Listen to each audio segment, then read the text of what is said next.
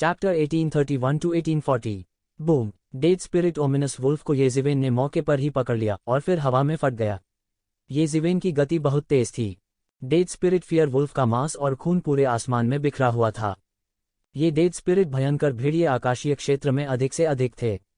भले ही येज़िवेन गंभीर चोट की स्थिति में था, लेकिन इन डेड स्पिरिट भयंकर भेड़ियों से निपटना उसके लिए बस एक शब्द की बात थी। दूसरी तरफ राजकुमारी तियानकिंग भी एक मृत आत्मा भयंकर भेड़िए का सामना कर रही थी और उसने लगभग उसे मौके पर ही मार डाला। हालांकि यह येज़िवेन की तरह आसान नहीं था। उसके सफ़ेद और कोमल छोटे हाथ अद्वितीय हत्या करने वाले हथियारों की एक जोड़ी की तरह थे। वह जहां भी गई, डेड स्पिरिट भयंकर भेड़िए मौके पर ही फट गए। उसके पूरे शरीर पर सड़ा हुआ मांस उसे जरा सा भी डर नहीं लगने देता था। वह बिल्कुल भी आम लड़की की तरह नहीं थी। हालांकि एक लड़की जो किंग रैंक में प्रवेश कर सकती थी, भले ही वह नाजुक दिखती हो, उसके पास कुछ उत्कृष्ट अंग होने चाहिए। हिम्मत हो या ताकत, उसे कम नहीं आंका जा सकता था। Boom boom boom! दोनों ने बिजली की गति से हमला किया, आकाश में बादल की छवियों को छोड़ दिया। वे पहाड़ों से नीचे आने वाले खूंखार बाघ की तरह थे। उन्होंने सीधे डेड स्पिरिट भेड़ियों को मार डाला। उन्होंने प्रत्येक हथेली से एक को मार डाला। कुछ ही सांसों के समय में डेड स्पिरिट भेड़ियों में से आधे से ज्यादा मारे जा चुके थे। इन मरे हुए भेड़ियों को मारना बहुत मुश्किल था।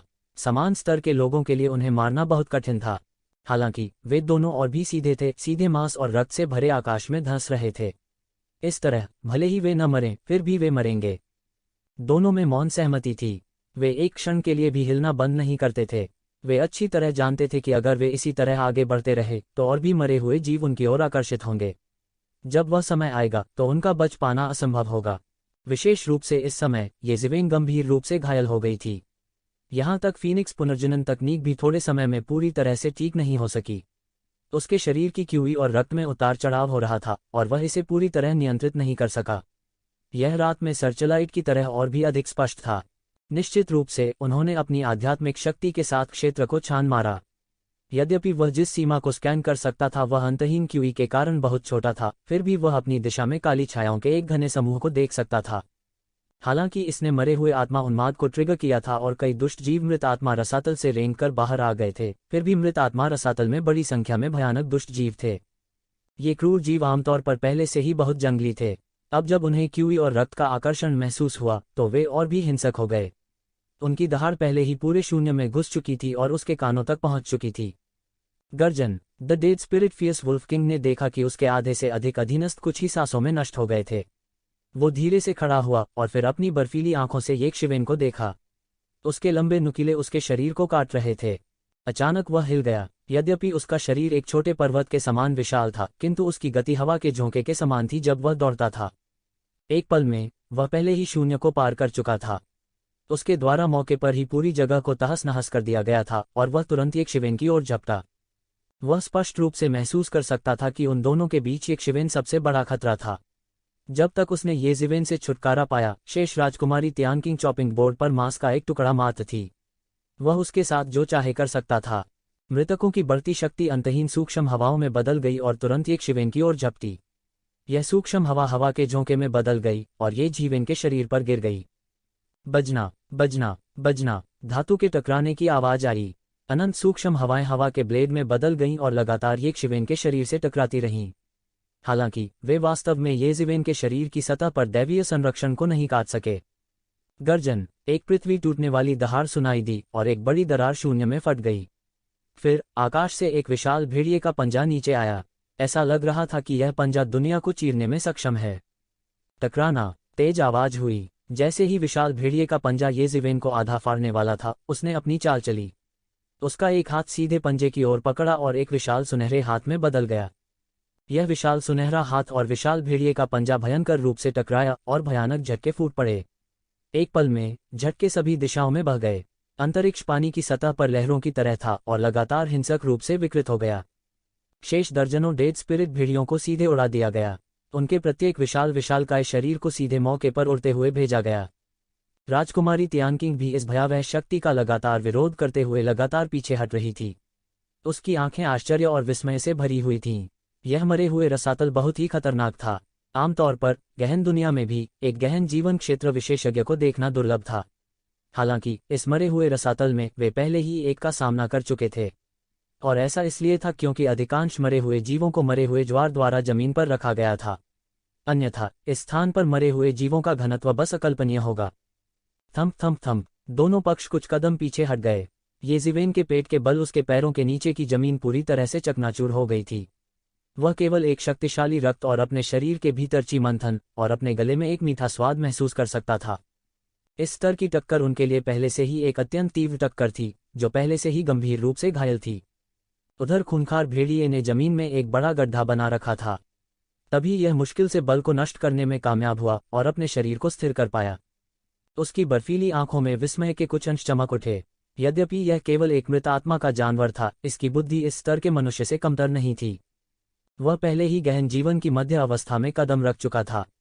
वास्तव में एक साधारण प्रोफाउंड लाइफ स्टेज मार्शल कलाकार को भी वह एक ही घूंट में निगल जाएगा।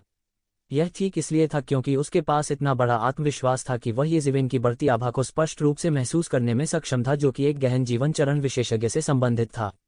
फिर भी वह अभी भी मूर्खतापूर्ण ढंग से येज़िवेन के साथ परेशानी में पड़ गया।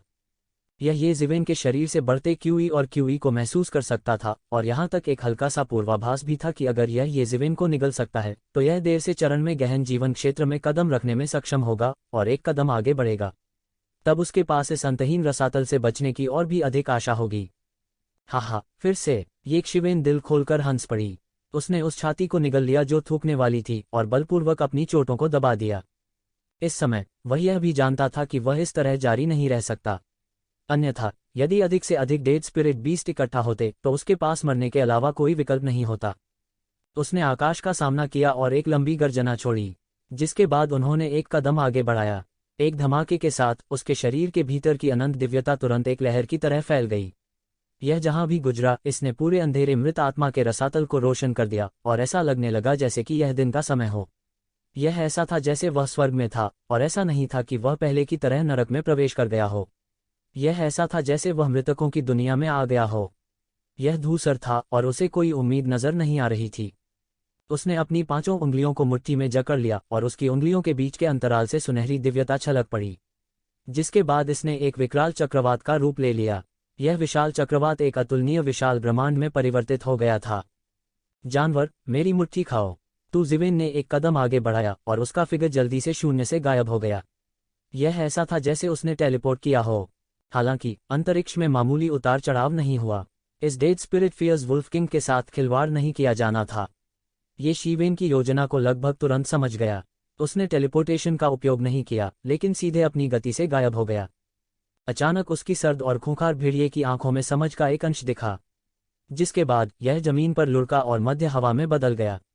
इसने सीधे अपना खूनी मुंह खोला और अंतहीन मछली जैसी गंध फैल गई। अधिक मृत ऊर्जा अवशोषित हो गई और तुरंत ऊर्जा की एक भयानक धार में बदल गई, जो शून्य की ओर बढ़ रही थी। और जिस क्षण ऊर्जा का यह प्रवाह उत्पन्न हुआ, एक आकृति सीधे शून्य से बाहर निकली। जानवर, तुम्हारी प्रतिक्रिया काफी तेज है, लेकिन बहुत देर हो चुकी है। येज़िवेन जोर से चिल्लाए और एक मुक्का मारा। अंतहीन मुट्ठी ऊर्जा भी ऊर्जा की एक धार में बदल गई और मृत आत्मा भयंकर भेड़िया राजा की ओर विस्फोट हो गया। बूम! एक जोरदार गर्जना के साथ ऊर्जा की 2 धारें सीधे एक दूसरे से टकराईं और तुरंत एक दूसरे का सत्यानाश कर दिया। यह एक शानदार आतिशबाजी की तरह था और सीधे धमाका हो गया। फिर थोड़ी देर के लिए एक गतिरोध उत्पन्न हुआ और फिर येज़िवेन ने एक सुनहरी शॉकवेव का विस्फोट किया, तुरंत dead spirit fierce wolf king के शॉकवेव को दबा दिया और फिर एक छोटा मशरूम बादल बनाया, जिसमें अंतरिक्ष, समय और पदार्थ सहित सब कुछ नष्ट हो गया। भाड़ में जाओ! हालांकि एक जोर की चीख सुनाई दी और फिर एक सुनहरी मुट्ठी छोटे मशरूम बादल के माध्यम से घुस गई और मृत आत्मा भयंकर भेड़िया राजा के सिर पर जमकर वार किया। टकराना! एक जोर की गर्जना के साथ मृत आत्मा भयंकर भेड़िया राजा का पूरा सिर टेढ़ा मेढ़ा हो गया। एक क्षण में उसके 7 छिद्रों से रक्त बहने लगा और उसके शरीर का सबसे कठोर भाग, कपाल भी उस स्थान पर बिखर गया। ये देखा जा सकता था कि येज़िवेन का मुक्का कितना भयानक था। इस समय dead spirit fierce wolf king लगातार फुसफुसा रहा था और यह समझ गया कि ऐसा लगता है कि इसने एक असाधारण व्यक्ति को उकसाया था और यह उसे बिल्कुल भी भड़काने का जोखिम नहीं उठा सकता था। भाड़ में जाओ! फिर एक और पैर मौके पर गिरा और dead spirit fierce wolf king के शरीर को मौके पर ही 2 हिस्सों में कुचल दिया गया। पूरा दृश्य अत्यंत तीव्र था, मानो कोई पहाड़ी उसी स्थान पर रौंद कर 2 हिस्सों में बंध गई हो। यह dead spirit fierce wolf king पूरी तरह से मर चुका था और फिर इसे तुरंत एक खूनी रोशनी द्वारा त्यानयुवान दर्पण में अवशोषित कर लिया गया। पफ! इस समय येज़िवेन अंत में पूरी तरह से अपने आप को नियंत्रित नहीं कर सका और मुंह से खून निकल आया। चोट को दबाने के लिए वह तुरंत अपनी लड़ाई की ताकत के चरम पर पहुंच गया था और इसने अचानक उसकी चोट को और भी गंभीर बना दिया। इस समय वह चोट को दबाने में पूरी तरह से असमर्थ थे। येज़िवेन की चोटें बहुत गंभीर थीं और मृत आत्मा भयंकर भेड़िया राजा द्वारा मजबूर किए जाने से पहले उसके पास स्वस्थ होने का समय भी नहीं था। उसने देरी करने की हिम्मत भी नहीं की। वह केवल अपनी चोटों को जबरन दबा सकता था और अपनी युद्ध शक्ति को शिखर तक पहुंचा सकता था। अन्यथा, हालांकि उसे भरोसा था कि वह dead spirit fierce wolf king को खत्म कर सकता है, लेकिन उसे यकीन नहीं था कि वह इसे कम से कम समय में खत्म कर सकता है। गर्जन। अचानक मृत आत्मा की और भी भयानक दहाड़ सुनाई दी। फिर घोड़े की टापों की एक कर्कश आवाज सुनी जा सकती थी और आकाश थोड़ा हिल गया। यह एक भयानक कंपन था। फिर येज़िवेन ने एक बिना सिर वाले घुड़सवार को विशाल आकाश में एक दुःस्वप्न की सवारी करते हुए अपनी ओर देखा। यह घुड़सवार लंबा था और उसने लोहे का कोट पहन रखा था। यह खून से सना हुआ था और धब्बेदार धब्बे थे। भले ही अनगिनत साल बीत गए हों, लेकिन उस पर लगे खून के धब्बे अभी भी ताज़ा थे। जिस दुःस्वप्न पर वह सवार था वह 3 मीटर से अधिक लंबा था और उसका पूरा शरीर जलते हुए घोड़े की तरह आग की लपटों से जल रहा था। हालांकि उन दोनों की एक साथ तुलना एक साधारण डेड स्पिरिट फियर्स वुल्फ से नहीं की जा सकती थी, लेकिन येज़िवेन महसूस कर सकती थी कि dead spirit fierce wolf king की आभा dead spirit furious wolf king की आभा से बहुत आगे थी। गहन जीवन देर क्षेत्र। यह निश्चित रूप से गहन जीवन देर क्षेत्र में एक क्रूर प्राणी था। येज़िवेन ने लगभग तुरंत प्रतिक्रिया व्यक्त की। यह निश्चित रूप से प्रोफाउंड लाइफ लेट रियलम में एक राक्षस था। यद्यपि इसकी तुलना स्वर्ग के मठ के बूढ़े आदमी से नहीं की जा सकती थी, फिर भी यह उसके लिए एक भयानक विरोधी था। जल्दी करो येज़िवेन, हम निश्चित रूप से इसे हरा नहीं सकते, राजकुमारी तियानकिंग ने इस समय जल्दबाजी में उन्हें याद दिलाया। वास्तव में येज़िवेन को उसके रिमाइंडर की जरूरत नहीं थी। उन्होंने पहले ही कार्रवाई कर दी थी। उसके पीछे हवा और गड़गड़ाहट के पंखों का जोड़ा पूरी तरह से खुल गया था। फिर उसने सीधे राजकुमारी तियानकिंग को अपनी बाहों में पकड़ लिया। फिर उसने हवा और गड़गड़ाहट के पंखों को खोल दिया और तुरंत आकाश में उड़ गया। उसकी एक क्षण भी अधिक रुकने की हिम्मत नहीं हुई। धिक्कार है, मरे रसातल में इतने सारे गहन जीवन क्षेत्र क्रूर जीव क्यों हैं? तो ज़िवेन ने धीमी आवाज में शाप दिया। ऐसा इसलिए है क्योंकि मरे हुए रसातल में अधिकांश क्रूर जीव पहले ही जमीन से बाहर रेंग चुके हैं। अन्यथा मुझे डर है कि वहां और भी कुछ होगा। राजकुमारी तियानकिंग ने दोनों हाथों से येज़िवेन की कमर को गले से लगा लिया और मुस्कुराते हुए कहा, मानो वह नहीं थी जो अभी घबराए हो। इस मरे हुए रसातल को मृत आत्मा भगवान का दिव्य साम्राज्य कहा जाता है। इसमें अनगिनत मृत आत्माएं उसके दिव्य साम्राज्य के योद्धा थे और वे उसके लिए लड़े। यह आश्चर्य की बात नहीं है कि एक देवता की सेना में और उस पर एक शीर्ष स्तर के देवता में बहुत सारे गहन लोक विशेषज्ञ हैं। राजकुमारी के गर्म शरीर की सुगंध उसकी नाक पर जा रही थी, लेकिन येज़िवेन के पास इस समय सोचने का समय नहीं था। डेड सोल रसातल के भीतर गहन जीवन स्तर के क्रूर जीवों की संख्या उसकी कल्पना से कहीं अधिक थी। यहां तक अपने चरम पर भी वह उनके लिए एक मैच नहीं हो सकता था, अब और भी बहुत कम जब वह गंभीर रूप से घायल हो गया था। उसकी लड़ने की शक्ति उसके शिखर की आधी भी नहीं थी। मरे रसातल में गहन जीवन क्षेत्र के क्रूर जीवों की संख्या उसकी कल्पना से परे थी। यहां तक अगर वह अपने चरम पर होता तो वह उनके लिए एक मैच नहीं हो सकता था। अब अकेले रहने दे कि वह गंभीर रूप से घायल हो गया था। उसकी युद्ध शक्ति उसके शिखर की आधी भी नहीं थी। उनके पीछे बिना सिर का घुड़सवार और करीब आता जा रहा था। उसके नीचे दुःस्वप्न भी एक अद्वितीय घोड़ा था और वह और करीब आ रहा था। उसके हाथ में भाला धीरे धीरे बड़ा होता गया और एक लंबे अजगर की तरह वह लगातार भाले की रोशनी बिखेरता रहा और उसका निशाना येज़िवेन की पीठ थी। येज़िवेन ने संकोच नहीं किया और तुरंत पूर्व की ओर दौड़ पड़े। इसके अलावा अगर हम इस तरह से इधर उधर भागते हैं तो हम रास्ते में अधिक गहरे दायरे के क्रूर जीवों को सचेत कर सकते हैं। अधिक से अधिक क्रूर जीव सीधे उनका पीछा करते थे और वे एक पल के लिए भी रुकने की हिम्मत नहीं करते थे। ऐसा नहीं चलेगा। अगर हम इसी तरह जारी रहे तो हम निश्चित रूप से पकड़े जाएंगे। इसके अलावा अगर हम इसी तरह इधर उधर भागते रहे तो हम और भी अधिक रहस्यमय दायरे के राक्षसों का ध्यान आकर्षित करेंगे। अगर हम घिरे हुए हैं तो हम वास्तव में जीवित नहीं रह पाएंगे। राजकुमारी तियानकिंग की अभिव्यक्ति धीरे धीरे गंभीर हो गई और उन्होंने शांति से स्थिति का विश्लेषण किया। येज़िवेन ने अपने दांत पीस लिए। वह यह कैसे नहीं जान सकता था, लेकिन अब उसके पास और क्या चारा था। हालांकि उनकी फीनिक्स रिजनरेशन तकनीक अद्भुत थी और यह लगातार ठीक हो रही थी, इस प्रवृत्ति के अनुसार वह इसके पूरी तरह से ठीक होने का इंतजार नहीं कर पाएंगे और बिना सिर वाला घुड़सवार उसे पकड़ लेगा। तुरंत उसने अपने दांत पीस लिए और उसकी आंखों में निर्ममता का एक संकेत चमक उठा। फिर उन्होंने कहा, जो भी हो, चलो इसे यहां लड़ते हैं। सफलता या असफलता इस पर निर्भर करती है। मैंने अपने दाव की पुष्टि नहीं की है, मैं यहाँ मर नहीं सकता। वह गरज उठा और उसके शरीर में गाढ़ा रक्त उमड़ने लगा और फिर वह सुनहरी रोशनी से भरे आकाश में बदल गया और फैल गया। आप वास्तव में यहाँ से गुजर रहे हैं। राजकुमारी तियानकिंग येज़िवेन की बाहों में थी, इसलिए उसे लगभग तुरंत ही एहसास हो गया कि येज़िवेन क्या कर रही थी, और उसका चेहरा आश्चर्य से चमक उठा। येज़िवेन ने वास्तव में भागते समय सीधे तोड़ने की योजना बनाई थी। इस विचार के साथ आने के लिए एक व्यक्ति को कितना पागल होना चाहिए। जो कोई भी तोड़ना चाहता था, वह कोशिश करने से पहले खुद को चरम अवस्था में समायोजित कर लेता था। ऐसे में सफलता की संभावना भी काफी बढ़ जाएगी। अब येज़िवेन गंभीर चोट की स्थिति में था और उसके पास तोड़ने की सामान्य संभावना भी नहीं थी। क्या वह पागल था? हालांकि रहस्यमय क्षेत्र ने कुछ हद तक उस तरह की रहस्यमय समझ पर अधिक ध्यान दिया। उसने कभी किसी के बारे में नहीं सुना था जो भागते समय जबरन तोड़ सकता था। यह बिल्कुल अनसुना था। उसने कभी किसी के बारे में नहीं सुना था जिसने ऐसा करने का साहस किया हो। शायद वहां था, लेकिन वे मर गए होंगे। वो समझ सकती थी कि येज़िवेन को भी इस समय ऐसा करने के लिए मजबूर किया गया था, लेकिन वह अभी भी बेहद हैरान थी। यह बहुत पागलपन था। हाँ, इस समय क्या मेरे पास कोई और विकल्प है? अगर मैं मरना नहीं चाहती तो मैं केवल इससे लड़ सकती हूँ। येज़िवेन ने दहाड़ा। यद्यपि प्रबुद्ध मन प्राचीन वृक्ष के अस्तित्व ने उन्हें हर समय सबसे शांत अवस्था में रहने की अनुमति दी, फिर भी उनकी हड्डियों में एक उन्मादी रक्त था। इसके अलावा यह अब तक का एकमात्र विकल्प था। यदि वह ऐसे बिना सिर वाले घुड़सवार द्वारा पकड़ा गया तो वह वास्तव में समाप्त हो जाएगा। Boom boom boom. येज़िवेन के शरीर पर प्रभावशाली आभा लगातार बढ़ती जा रही थी, जैसे कि वह लगातार फट रही हो। एक जोरदार धमाके के साथ यह हलकों में बह गया। अपना मुंह खोलने से पहले ही उसकी आंखों में कुछ पागल सा भाव कौंध गया।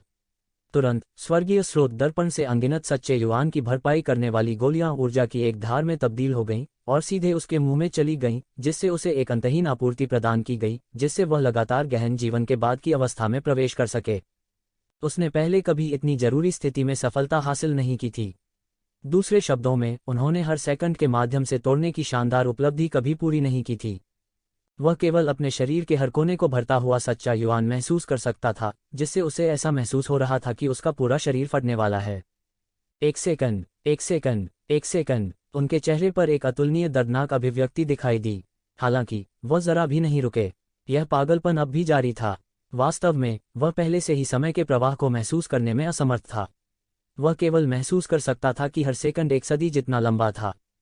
Boom boom boom. राजकुमारी तियानकिंग के चेहरे पर भयावह अभिव्यक्ति और भी तीव्र हो गई। उसने वास्तव में यह किया और उसने वास्तव में यह किया। चंद सांसों के थोड़े से अंतराल में वह अनगिनत बार पहले ही दम तोड़ चुका था। वास्तव में पहली सफलता पूरी होने से पहले वह अगली शुरुआत कर चुका था। इस दर पर एक साधारण व्यक्ति का शरीर सीधे फट जाएगा। शुरुआत में वह बेहद चिंतित थी कि जिस व्यक्ति को वह गले लगा रही थी वह सीधे उसी जगह फट जाएगा और वह भी शून्य में फट जाएगी। हालांकि उसे जल्दी ही पता चला कि येज़िवेन ने वास्तव में इसे अवरुद्ध कर दिया था और आत्मविनाश नहीं किया। इस समय उसे पता चला कि उसने अभी भी इस आदमी को बहुत कम आंका था। भले ही उसके बारे में उसका मूल्यांकन हर मिनट और सेकंड में बढ़ रहा था, फिर भी उसने उसकी क्षमता को कम करके आंका था और उसके स्तर को कम करके आंका था। वास्तव में यह उसकी कल्पना की सीमाओं को भी पार कर गया था। अंत में वह भी सुन्न हो गई थी। वह उसका वर्णन करने के लिए केवल एक शब्द का उपयोग कर सकती थी, और वह था राक्षस। यह आदमी सच में राक्षस है, इंसान नहीं। हेडलेस हॉर्समैन करीब और करीब आ रहा था। जल्द ही दोनों दुःस्वप्न स्ट्रोक की हॉर्नफने को लगभग सुन सकते थे। जहां कहीं भी वह गुजरता, दुःस्वप्न स्ट्रोक के शरीर पर आग की लपटें आकाश को टुकड़ों में जला देतीं। कुछ मरे हुए जीव जो समय रहते चकमा नहीं दे पाए, उन्हें भी जिंदा जला दिया गया।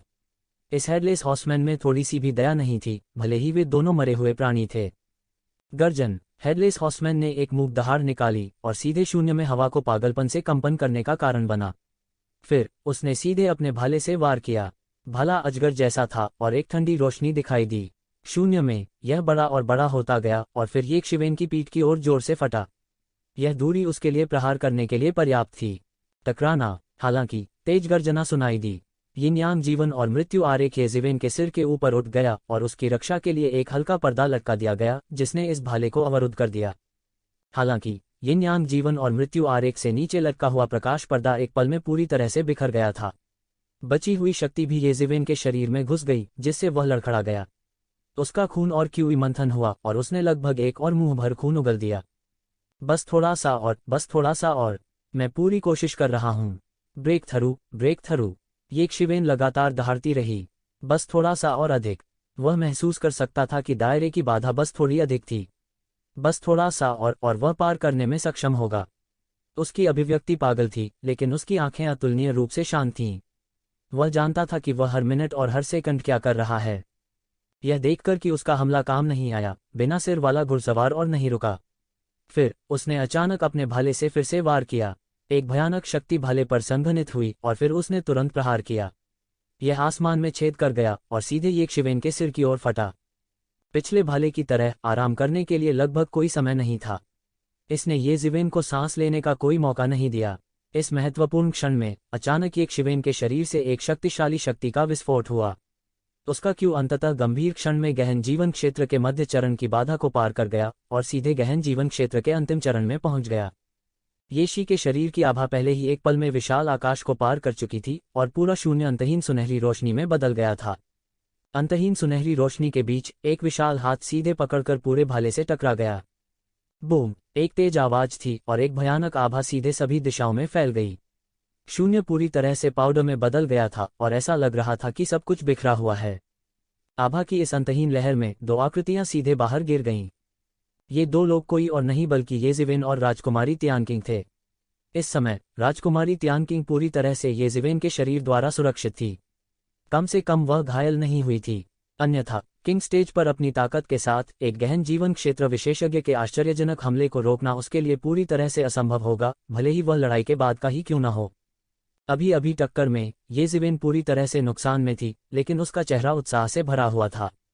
अंत में वह गहरे जीवन के अंतिम क्षेत्र में पहुंच गया था। उनके लिए निस्संदेह यह एक बहुत ही महत्वपूर्ण कदम था।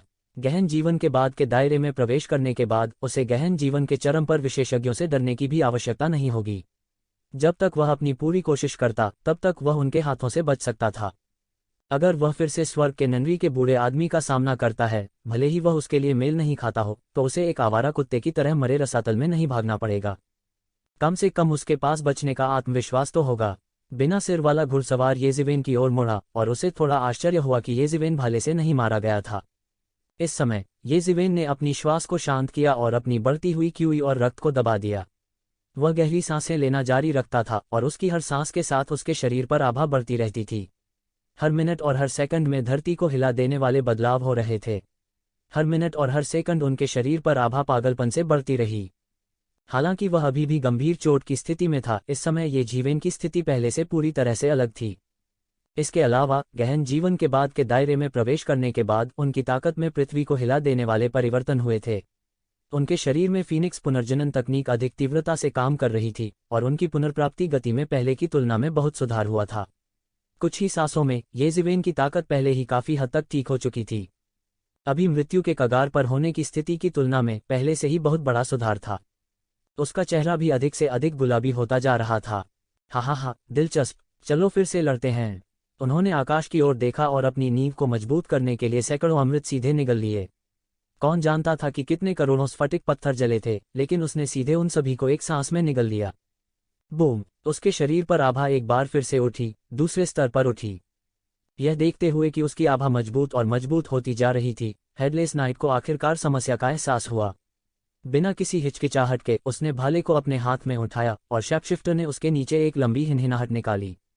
फिर उसके चारों खुर लगातार खोदने लगे, जिससे आकाश कांपने लगा।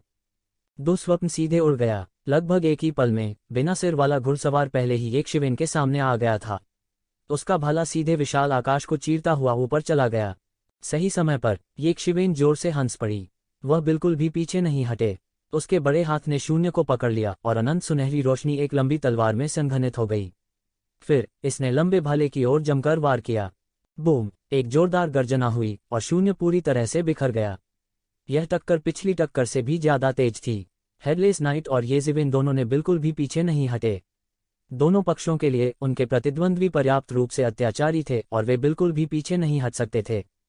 Thump thump thump! येशिवेन लगातार कुछ कदम पीछे हटे और तभी उन्होंने बमुश्किल अपने शरीर पर बल को हटाया।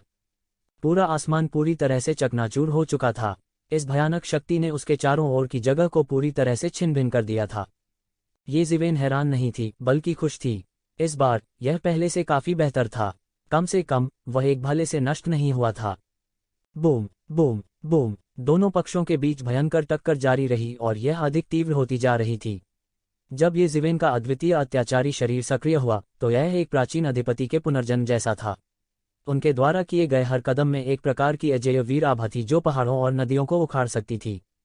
जहां तक नाइट की बात है, जो एक अज्ञात बिजलीघर था, उसका भौतिक शरीर भी अतुलनीय रूप से अत्याचारी था और वह वास्तव में ये ज़िवेन के साथ समान रूप से लड़ने में सक्षम था। हालांकि जैसे जैसे समय बीतता गया, ये ज़िवेन की आभा भी अधिक से अधिक शक्तिशाली होती गई। उनका आभा, जो अभी अभी गहन जीवन के अंतिम क्षेत्र में प्रवेश किया था, पूरी तरह से स्थिर हो गया था और यहाँ तक कि उनकी आभा में भी अगले स्तर तक उठने की प्रवृत्ति थी। इसके अलावा जैसे जैसे उनकी चोटें ठीक होती गईं, उनकी युद्ध शक्ति भी आश्चर्यजनक गति से बढ़ती गई। मूल रूप से उनकी फीनिक्स रिजनरेशन तकनीक में एक उत्कृष्ट रिकवरी क्षमता थी, लेकिन इसका आधार यह था कि वह दुश्मन के हमलों का सामना कर सकते थे। मूल रूप से उसके पास यह क्षमता नहीं थी जब वह गंभीर रूप से घायल हो गया था, और जैसे जैसे लड़ाई अधिक तीव्र होती गई, वैसे वैसे उसकी चोटें भी बढ़ती गईं। हालांकि जैसे ही उन्होंने गहन जीवन के अंत चरण में कदम रखा, उनकी सभी समस्याओं का आसानी से समाधान हो गया। इतना मजबूत। इस समय राजकुमारी तियानकिंग ने ये ज़िवेन की आंखों में एक अकथनीय नज़र से देखा। ये ज़िवेन शुरुआत में उसकी अपेक्षा से कहीं अधिक अत्याचारी थी। वास्तव में वह कहीं अधिक अत्याचारी था। टकराना, टकराना, टकराना। जैसे जैसे लड़ाई जारी रही, ये ज़िवेन ने धीरे धीरे स्थिति को बदलना शुरू कर दिया। शुरू में वह हेडलेस नाइट के लिए बिल्कुल भी मैच नहीं था, लेकिन अचानक उसने लगातार बढ़त हासिल कर ली। इसके अलावा जैसे जैसे गहरे जीवन के बाद के दायरे की उसकी साधना धीरे धीरे स्थिर होती गई, उसकी ताकत भी अधिक से अधिक अत्याचारी होती गई। आकाश में सुनहरी तलवार की चमक सभी दिशाओं में फैल गई। ये ज़िवेन के नियंत्रण में इसने हेडलेस नाइट के शरीर पर आश्चर्यजनक तरीके से बमबारी की। Thump thump thump. इस बार हेडलेस नाइट को कुछ कदम पीछे हटने के लिए मजबूर होना पड़ा। इसकी छाती पर एक बड़ा घाव फट गया था। यदि यह एक सामान्य जीवित प्राणी होता तो इस समय तक गंभीर रूप से घायल हो गया होता। केवल यह हेडलेस नाइट, जो एक लाश थी, बनी रह सकती थी और मौके पर ही नहीं गिरी। बस इतना ही। ये ज़िवेन ने उपहास किया। वह बिना सिर के इस शूरवीर की ताकत को अच्छी तरह समझ चुका था। प्रोफाउंड लाइफ लेट रियलम के विशेषज्ञों के बीच भी इसे अभी भी अत्याचारी माना जाता था। हालांकि ये ज़िवेन के सामने यह अभी भी पर्याप्त नहीं था। ये ज़िवेन ने अपना मुंह खोला और अनगिनत अमृत सीधे जला दिए गए। वे आध्यात्मिक ऊर्जा की एक लंबी नदी में बदल गए और सीधे उसके शरीर में प्रवाहित हो गए। उनके शरीर में आभा लगातार बढ़ रही थी। यह समुद्र की तरह था जो कभी नहीं रुकेगा, यांगीजी नदी या पीली नदी की तरह। वह लगातार मजबूत होता जा रहा था। दानव राजा के खजाने में अनगिनत अमृत थे जो हम लोगों को अनगिनत वर्षों की कड़वी खेती से बचाते थे। बजना। उसके हाथ में सुनहरी तलवार फिर से चली और मौके पर नीचे गिर गई। सुनहरी रोशनी आसमान से फटी और एक लहर की तरह फैल गई जो सभी दिशाओं में फैल गई। टकराना। एक हिंसक टक्कर के बाद बढ़ती हुई रोशनी सभी दिशाओं में बेतहाशा फैल गई। इस हेडलेस नाइट को सीधे मौके पर ही उड़ा दिया गया। उसके नीचे का शैपशिफ्टर सीधे उसके साथ तलवार से कट गया। शक्तिशाली बल ने शैपशिफ्टर के 4 पैर भी तोड़ दिए, जिससे खून बहने लगा। इस समय हेडलेस हॉर्समैन ने आखिरकार महसूस किया कि ये ज़िवेन शायद पूरी तरह से ठीक हो गए थे। हेडलेस हॉर्समैन का क्यूई और रक्त लगातार बढ़ रहा था, चरम पर चढ़ रहा था। हेडलेस हॉर्समैन के शरीर को पूरी तरह से कुचल रहा था। बहुत ही कम समय में ये ज़िवेन ने पहले ही आम लोगों को पीछे छोड़ दिया था। शायद उन्हें सीधे चोटी पर चढ़ने के लिए सैकड़ों या हजारों साल लगेंगे। बेशक आधार यह था कि उसने दानव राजा के खजाने से अनगिनत अमृत का सेवन किया था। दूसरों के लिए एक सम्राट भगवान की अमर विरासत भी एक व्यक्ति पर इतना खर्च नहीं कर सकती थी। हालांकि ये ज़िवेन कर सकती थी। उसका कोई प्रभाव नहीं था और उसे किसी दीर्घकालिक विकास पर विचार करने की आवश्यकता नहीं थी। सभी संसाधनों का उपयोग स्वयं पर किया जा सकता था। वह बिल्कुल नहीं डरा। ये ज़िवेन का अगला हमला पलक झपकते ही आ गया। सुनहरी लंबी तलवार एक विशाल पर्वत स्तंभ में तब्दील हो गई, विशाल आकाश से टूट गई और बिना सिर वाले घुड़सवार के शरीर पर भयंकर रूप से गिर गई। टकराना। यह हेडलेस नाइट और उसके नीचे का शैपशिफ्टर दोनों जमीन पर कील से ठोंक दिए गए थे। वे लगातार संघर्ष करते रहे, लेकिन ये ज़िवेन की तलवार अभी भी कहर बरपा रही थी। उसे संभलने का कोई मौका नहीं दे रही थी। वह जमीन पर कीलों से ठोंक दिया गया था, लगातार संघर्ष कर रहा था और चिल्ला रहा था, लेकिन कोई रास्ता नहीं था। धीरे धीरे उसने आखिरकार चलना बंद कर दिया। वो बिल्कुल भी हिल नहीं पा रहा था और सीधे ये ज़िवेन के हाथों मर गया। इस समय वह मरे जो दूर से लड़ाई देख रहे थे और 2 गहन जीवन क्षेत्र के विशेषज्ञों के बीच लड़ाई को देखने की हिम्मत नहीं कर रहे थे, वे भी इस समय जल्दी से बिखर गए। हालांकि ये मरे बहादुर थे और मौत से नहीं डरते थे, लेकिन उनकी खेती बहुत अधिक थी। हालांकि वे लाशें थीं जो बहुत पहले मर चुकी थीं, उन्हें बहुत पहले ही होश आ गया था। वे कृतघ्न नहीं थे। वे मूल रूप से स्थिति का लाभ उठाना चाहते थे। कौन जानता था कि एक शिवेन इतनी खूंखार होगी। यह हेडलेस नाइट भी आसपास के क्षेत्र में एक सर्वोच्च स्वामी था और मरे हुए क्षेत्र पर शासन करता था। उन्होंने ये जिवेन के हाथों ऐसे ही मरने की उम्मीद नहीं की थी। शून्य में ये जिवेन की आकृति तैर रही थी, सुनहरी रोशनी से जगमगा रही थी। वह विशेष रूप से एक भगवान की तरह था। राजकुमारी तियानकिंग, आपके देश के अंधेरे का दिव्य उपकरण कहाँ है? चलो पहले इसे प्राप्त करें, ये जिवेन ने उदासीनता से कहा। गहन जीवन क्षेत्र के अंतिम चरण में कदम रखने के बाद उनका आत्मविश्वास बहुत बढ़ गया था। भले ही वह गहन जीवन क्षेत्र के शिखर पर किसी विशेषज्ञ से मिले, वह डरेगा नहीं और आसानी से बच निकलेगा। उसे पहले की तरह आवारा कुत्ते की तरह नहीं भगाया जाएगा। ये जिवेन ने पहले इस मामले को निपटाने का फैसला किया और फिर मरे हुए आत्मा प्रभु की विरासत की तलाश की। उस समय इसके बारे में कुछ खबर होनी चाहिए। खबर न होने से तो अच्छा था।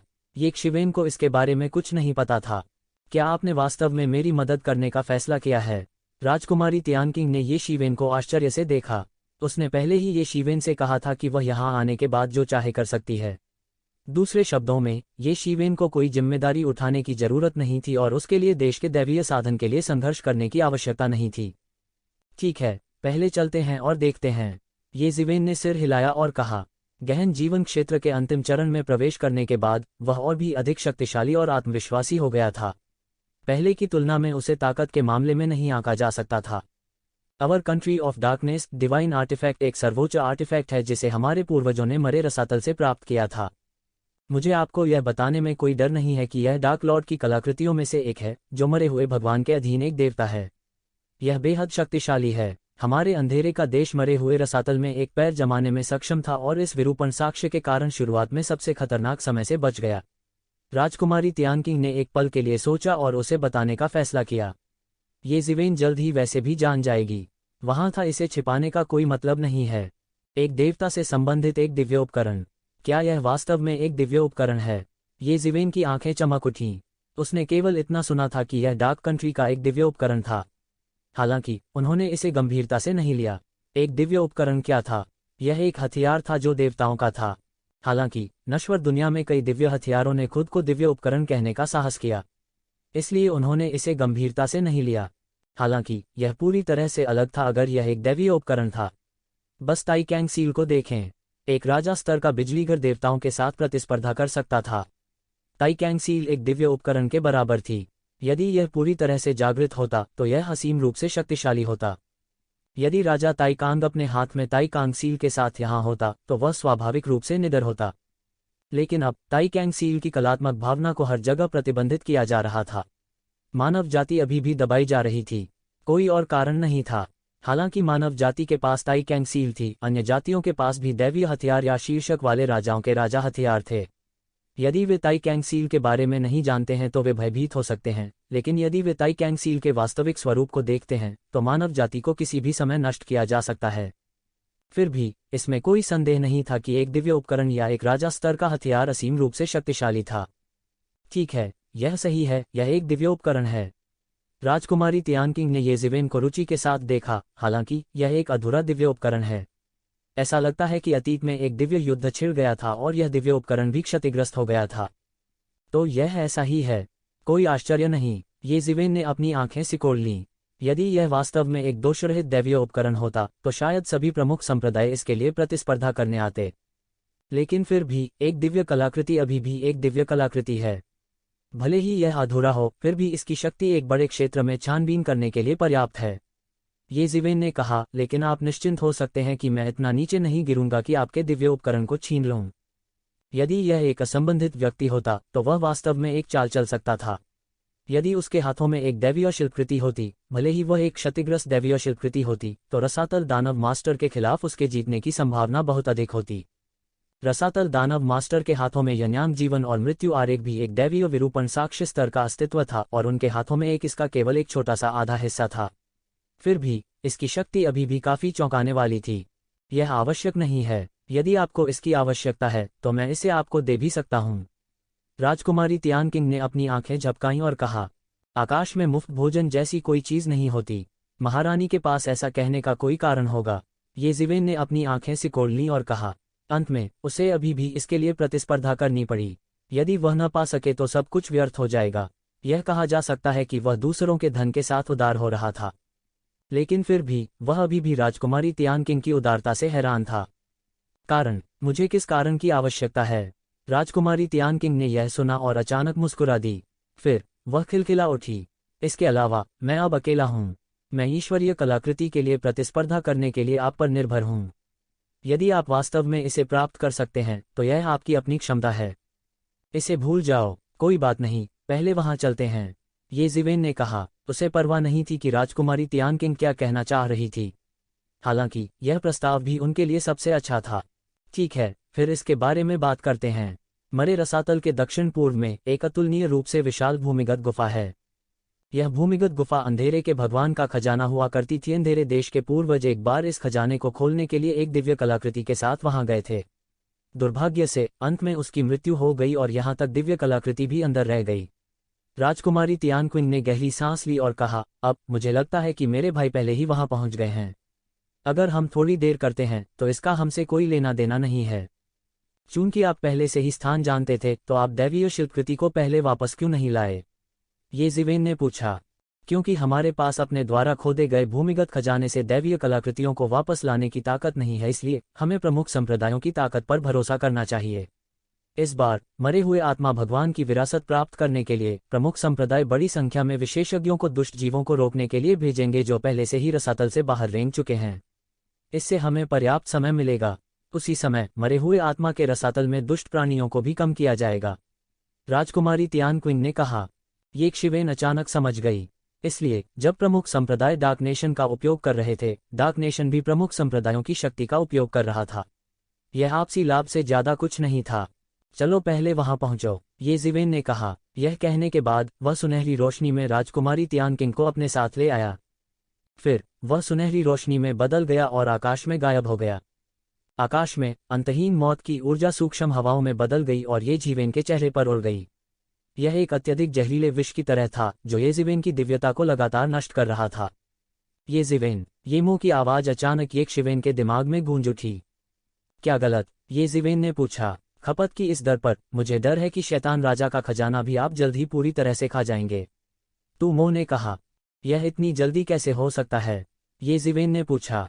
जब शैतान राजा ने शैतान राजा के खजाने को छोड़ दिया तो उसकी खेती केवल शैतान भगवान के स्तर पर थी। यह सम्राट स्तर की महिमा से बहुत दूर थी। स्वाभाविक रूप से यह अतीत की तुलना में नहीं थी। अनगिनत वर्षों तक खजाने के संचालन को बनाए रखने के लिए उनके द्वारा छोड़ी गई बहुत सी संपत्ति वाष्पित हो गई थी। अब खजाने के कोष के संचालन के लिए बहुत सारी दौलत आरक्षित है। येमो ने कहा। खजाना कोष 3 परतों में विभाजित है। आपने गहन जीवन क्षेत्र में प्रवेश करने के बाद केवल दूसरी परत खोली है। जहां तक परत की बात है, जब तक आप अपने दाव को साबित नहीं कर देते आप इसे खोल नहीं पाएंगे। इसलिए आपका वर्तमान धन लगभग समाप्त हो चुका है। यह कैसे संभव है? फिर भी अकेले मेरी खपत इस स्तर तक नहीं पहुंची है, ये ज़िवेन ने कुछ आश्चर्य से कहा। अब इन धन का आप अकेले उपभोग नहीं कर रहे हैं। युवा ग्रेट रॉक के अवशोषण की गति आपकी तुलना में तेज है। यह पहले से ही गहरे जीवन के मध्यवर्ती चरण में प्रवेश कर चुका है, आपसे ज्यादा धीमा नहीं है। साथ ही अगर स्टार बीस्ट अपने चरम पर पहुंचना चाहता है तो उसे भी बड़ी मात्रा में धन की आवश्यकता होती है। त्यानयुवान मिरर की बहाली और आपकी भारी खपत के अलावा भले ही शैतान राजा बहुत सारी दौलत छोड़ गया हो, यह पर्याप्त नहीं है, येमो ने कहा। तू ज़िवेन ने तुरंत याद किया। यह वास्तव में मामला था और वह मदद नहीं कर सकता था लेकिन सिरदर्द महसूस कर रहा था। वापस जब वह अभी भी स्वर्ग के चरण में था, उसने केवल यह महसूस किया कि धन की यह राशि अनंत थी। हालांकि गहन जीवन अवस्था में कदम रखने के बाद जिस गति से उन्होंने संसाधनों का उपभोग किया वह तेजी से बढ़ा। स्वाभाविक रूप से यह अब पहले जैसा नहीं था।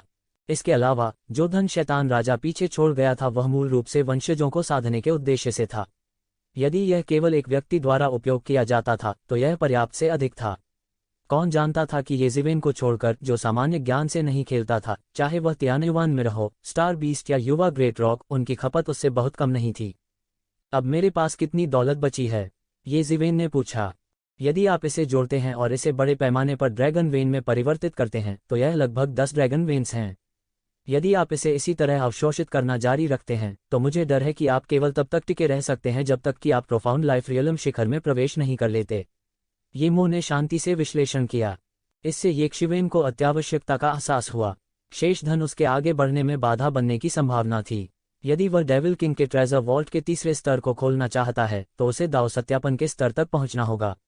हालांकि वह वर्तमान में दाव सत्यापन के समय में था, इसलिए वह मृत आत्माओं के प्रभु की विरासत को प्राप्त करने के लिए और भी अधिक दृढ़ था। उसके पास और कोई चारा नहीं था। यदि आप अभी डीएओ सत्यापन करना चाहते हैं तो सबसे अच्छा तरीका मृत आत्माओं के भगवान की विरासत प्राप्त करना है। येमो ने कहा, हालांकि यह वही रास्ता नहीं है। डेड स्पिरिट्स का भगवान एक शीर्ष देवता है। इतनी ताकत के साथ उस पर दाव सत्यापन में आपकी मदद करने के लिए कोई दबाव नहीं होना चाहिए। ठीक है, मुझे समझ आ गया। येशिवेन ने सिर हिलाया। उसके पैरों के नीचे भागने वाली रोशनी की गति बढ़ गई और वह सीधे अंधेरे के भगवान द्वारा छोड़े गए भूमिगत खजाने की तिजोरी की ओर बढ़ गया। यह सही है, यह सबसे अच्छा है यदि आप अभी कुछ हुआन की गोलियां खरीद सकते हैं। आप पहले ही गहन जीवन चरण में कदम रख चुके हैं। सामान्य अमृत और दवाएं, यहां तक मानक ग्रेड वाले भी, अब आप पर अधिक प्रभाव नहीं डालेंगे। केवल हुआन की गोलियों का सेवन करने से ही आपकी साधना तेजी से आगे बढ़ती रहेगी। उन्होंने कहा, यह एक हुआन की गोली है जिसे केवल उसी व्यक्ति द्वारा संघनित किया जा सकता है जिसने गहन जीवन क्षेत्र में प्रवेश किया है। यह हुआन गोली कोई साधारण अमृत नहीं है। इसे स्वर्ग और पृथ्वी के नियमों की अपनी समझ, कानूनों की शक्ति और आध्यात्मिक ऊर्जा के संयोजन से परिष्कृत किया जाता है। यदि एक सामान्य व्यक्ति जुबान की गोली का सेवन करता है तो उनकी साधना दिन दूनी रात चौगुनी आगे बढ़ेगी। क्या यह इतना प्रभावशाली है? जुबान गोली कितनी है? येशिवेन ने पूछा। इस तरह का गहन कोर बेहद कीमती है। यहाँ तक एक गहन जीवन चरण विशेषज्ञ भी 1 महीने में उनमें से लगभग 10 को ही संघनित कर पाएगा। गणना के रूप में ड्रैगन वेन का उपयोग करके उनमें से केवल 1000 के लिए एक बड़ी ड्रैगन वेन की आवश्यकता होगी। उद्धरण चिन्ह। इतना महंगा? येशिवेन चुपके से हैरान थी। एक बड़े पैमाने पर ड्रैगन वेन भी प्राचीन काल में एक बल वृद्धि कर सकता था और मार्क्विस दायरे के नीचे एक शीर्ष शक्ति बन सकता था। कोई सोच सकता है कि ड्रैगन वेन कितना कीमती होता है। फिर भी इसे केवल लगभग 1000 हुआन गोलियों के लिए ही बदला जा सकता था। यह चौंकाने वाला था। यह ठीक इसलिए है क्योंकि यह हुआन कोर प्रोफाउंड रियलम विशेषज्ञों को छलांग और सीमा से आगे बढ़ने की अनुमति दे सकता है। इसलिए यह बहुत कीमती है। येमो ने कहा, क्योंकि किसी भी गहन दायरे के विशेषज्ञ के लिए, उनके लिए भी हुआन कोर हमेशा कम आपूर्ति में होते हैं। उन्हें सफल बनाने में मदद करने के लिए हुआन कोर की भी जरूरत है। आमतौर पर जुबान कोर जिसे वे संघनित करते हैं स्वयं द्वारा उपभोग किया जाता है। यह गहन दायरे के विशेषज्ञों के बीच भी एक कठिन मुद्रा है। कुछ लोग इसका उपयोग औषधीय जड़ी बूटियां, स्वर्गीय खजाने इत्यादि खरीदने के लिए भी करते हैं। येशिवेन पहले एक सांस में अनगिनत जुबान कोर निगल चुकी थी।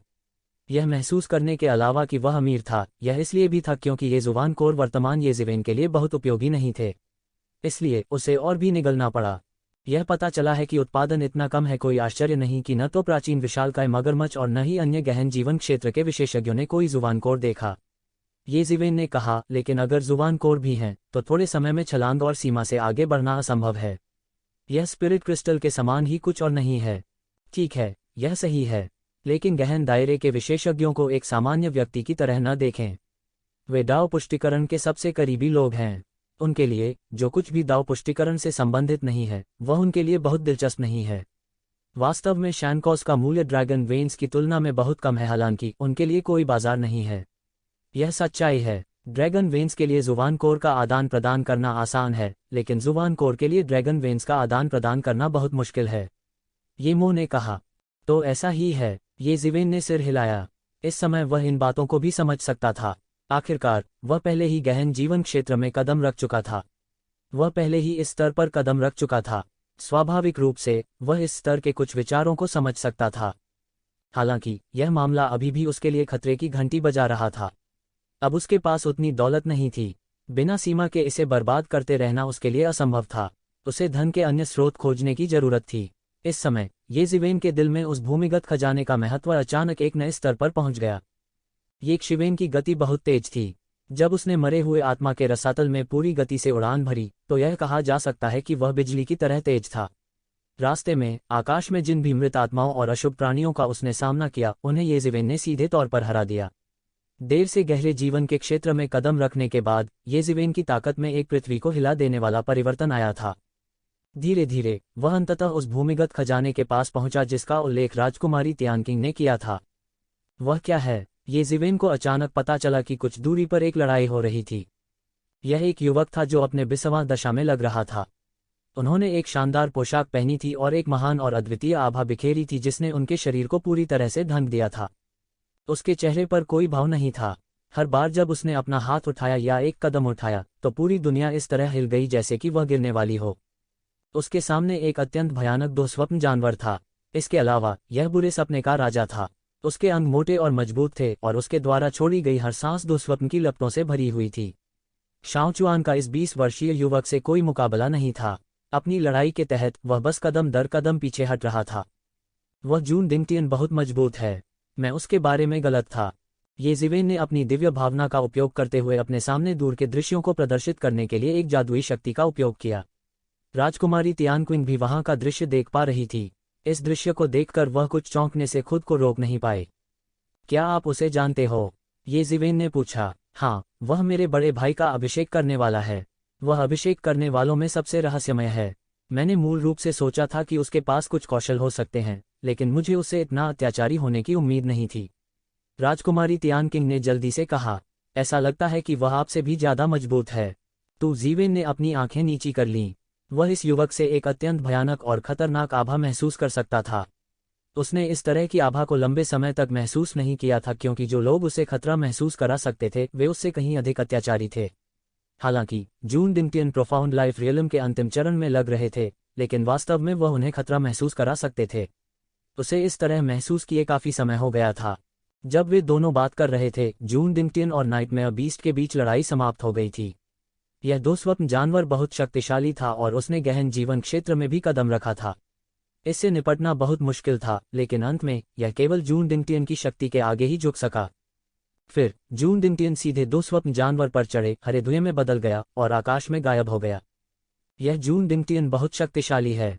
समान स्तर का एक दुःस्वप्न जानवर एक दुर्लभ अशुभ जानवर माना जाता है। समान स्तर के सामान्य विशेषज्ञ नाइटमेयर बीस्ट के लिए कुछ नहीं कर सकते, लेकिन यह जून डिंगटियन के हाथों बहुत कमजोर था। यह लगभग सूखे खरपतवार को कुचलने और सड़ी हुई लकड़ी को कुचलने जैसा था। ये ज़िवेन ने कहा, उसका अनुसरण करो। यह जून डिंगटियन भी अवश्य ही राष्ट्र की दिव्य कलाकृति की तलाश में होगा। राजकुमारी तियानकिंग ने जल्दी से कहा, अगर वह इसे पहले पा लेता है तो बड़े भाई शायद सब कुछ मिटा देंगे और अंत में सिंहासन पर चढ़ेंगे। हाँ, ये ज़िवेन ने सिर हिलाया, फिर उसका शरीर सुनहरी रोशनी की एक गेंद में बदल गया और सीधे उसके पीछे हो लिया। जल्द ही ये ज़िवेन जून डिंगटियन के साथ फंस गई। हालांकि खोजे नहीं जाने के लिए वह दूर से उसका पीछा कर रहा था और सीधे आगे नहीं बढ़ा। दोनों एक दूसरे को ट्रैक करते हुए रास्ते में चले गए। 1 घंटे तक चलने के बाद आखिरकार वे एक विशाल मैदान के सामने रुक गए। इस मैदान के नीचे खजाने में अंधेरे के राष्ट्र की दिव्य कलाकृति खो गई थी। जब तक आप इसे खोजने में हमारी मदद कर सकते हैं, तब तक यह दिव्य कलाकृति आपकी होगी। राजकुमारी तियानकिंग ने कहा, आप इससे क्या प्राप्त करेंगे? ये ज़िवेन ने पूछा। जैसा कि कहा जाता है, हमेशा सुबह जल्दी होती है। उसे विश्वास नहीं था कि राजकुमारी तियानकिंग सिर्फ इसलिए एक दिव्य कलाकृति को छोड़ देगी क्योंकि वह उसे पसंद करती है। बेशक मेरा अपना अनुरोध है, लेकिन मेरा मानना कि यह आपके लिए चीजों को मुश्किल नहीं बनाएगा। कोई फर्क नहीं पड़ता कि आपका अनुरोध क्या है, एक दिव्य उपकरण के लिए इसका आदान प्रदान करना इसके लायक होना चाहिए। राजकुमारी तियानकिंग ने ये ज़िवेन को देखा और उसकी आंखों में एक अतुलनीय रूप से झुलसा देने वाली नज़र के साथ कहा। ये ज़िवेन ने काफी देर तक सोचा और अंत में सिर हिलाया। ये ज़िवेन ने मुड़कर देखा और देखा कि जून डिंगटियन सीधे लोगों के एक समूह में गिर गए थे। लोगों का समूह 20 लोगों के समूह जैसा दिखता था, लेकिन उनमें से प्रत्येक वास्तव में गहन जीवन क्षेत्र का विशेषज्ञ था। उनकी अत्याचारी ताकत भयानक थी और भयानक थी। क्या वह फर्स्ट प्रिंस की टीम है? ये ज़िवेन ने पूछा। हाँ, यह सही है। पहला भाई सम्राट पिता का सबसे बड़ा पुत्र है और वह पहली पत्नी का सबसे बड़ा पुत्र भी है। वह सिंहासन का उत्तराधिकारी होने के पूर्ण योग्य है। इसलिए जब पहले भाई का जन्म हुआ तो बहुत से लोगों ने सोचा कि वह भविष्य का सम्राट होगा। अब उसने केवल 2000 से अधिक वर्षों के लिए साधना की है और पहले से ही गहन जीवन क्षेत्र में प्रवेश कर चुका है। वह अधेड़ उम्र का व्यक्ति जो समूह का नेतृत्व कर रहा है। राजकुमारी तियानकिंग ने समूह के नेता की ओर इशारा किया। यह शाही पोशाक पहने एक अधेड़ उम्र का व्यक्ति था। उनकी एक गरिमापूर्ण आभा थी और उनकी एक गरिमापूर्ण आभा थी। यह पहला राजकुमार वास्तव में एक गहरा जीवन मंच विशेषज्ञ भी था। यह गहन जीवन स्तर के विशेषज्ञों की भर्ती से कहीं बेहतर था। आखिरकार उनके द्वारा भर्ती किए गए गहन जीवन चरण के विशेषज्ञों की तुलना गहन जीवन चरण के विशेषज्ञों से कैसे की जा सकती है, जो वे स्वयं एक गहन जीवन चरण विशेषज्ञ थे। पहले राजकुमार के अलावा कई अन्य गहन जीवन मंच विशेषज्ञ थे। हालांकि उनके शरीर पर वर्दी से यह संभावना थी कि वे एक ही गुट के थे। यह गुट स्वर्ग उजाड़ महल था। पहले राजकुमार के कई समर्थकों में स्वर्ग उजाड़ महल वह था जिसने कोई कसर नहीं छोड़ी। पहले राजकुमार को अंधेरे देश का सिंहासन प्राप्त करने में मदद करने के लिए स्वर्ग उजाड़ महल ने कई गहन जीवन क्षेत्र विशेषज्ञों को शामिल करने के लिए अनगिनत संसाधन खर्च किए थे। स्वर्ग उजाड़ महल के विशेषज्ञों के अलावा अंधेरे देश के कई अन्य स्वतंत्र कृषक भी थे। यद्यपि वे केवल स्वतंत्र कृषक थे, वे पहले ही गहन जीवन क्षेत्र में कदम रख चुके थे और उनमें से कोई भी सरल नहीं था। इस समय पहले राजकुमार का पूरा समूह पूरी तरह से गड़बड़ था। सब अपनी अपनी बात कर रहे थे। हालांकि फर्स्ट प्रिंस ने पहले ही प्रोफाउंड लाइफ स्टेज में कदम रख दिया था, लेकिन उपस्थित सभी लोग उससे ज्यादा मजबूत थे। इन बेलगाम और असांसारिक विशेषज्ञों पर सही मायने में लगाम लगाना उनके लिए बेहद मुश्किल था। अब हमें खजाने तक सबसे पहले पहुंचना चाहिए। यह बहुत अच्छा है। इस तरह हम खजाने और देश के दिव्य हथियार को प्राप्त करने वाले पहले व्यक्ति बन सकते हैं। उस समय महामहिम का सिंहासन पर चढ़ना लगभग निश्चित है। हम महामहिम का अनुसरण करने वाले स्वतंत्र कृषकों के लिए आखिरकार सफलता का एक दिन होगा। हाँ, जल्दी करो। मृत आत्माओं के रसातल में मौत क्यूई बहुत मोटी है। हमें अंदर आए कुछ ही समय हुआ है, लेकिन मैं पहले से ही असहज महसूस कर रही हूँ। अगर हम जल्द से जल्द बाहर नहीं निकलते हैं तो बहुत संभव है कि हम यहीं मर जाएंगे। स्वर्ग उजाड़ महल के एक विशेषज्ञ ने कहा, क्या हम जून डिंगटियन के आने का इंतजार नहीं कर रहे हैं? अगर वह आ जाते हैं तो हमारे लिए सब कुछ बहुत आसान हो जाएगा। इस समय एक अन्य स्वतंत्र कृषक ने कहा, हम उसके आने का इंतजार क्यों? उसने टीम को अपने दम पर छोड़ दिया। वह क्या करने की कोशिश कर रहा है? क्या उसके पास कोई अनुशासन है? स्वर्ग उजाड़ महल के एक विशेषज्ञ ने तिरस्कारपूर्वक कहा, इसके अलावा महामहिम के लिए हमारे स्वर्ग उजाड़ महल की सहायता के लिए पर्याप्त है। इस अहंकारी व्यक्ति की कोई आवश्यकता नहीं है।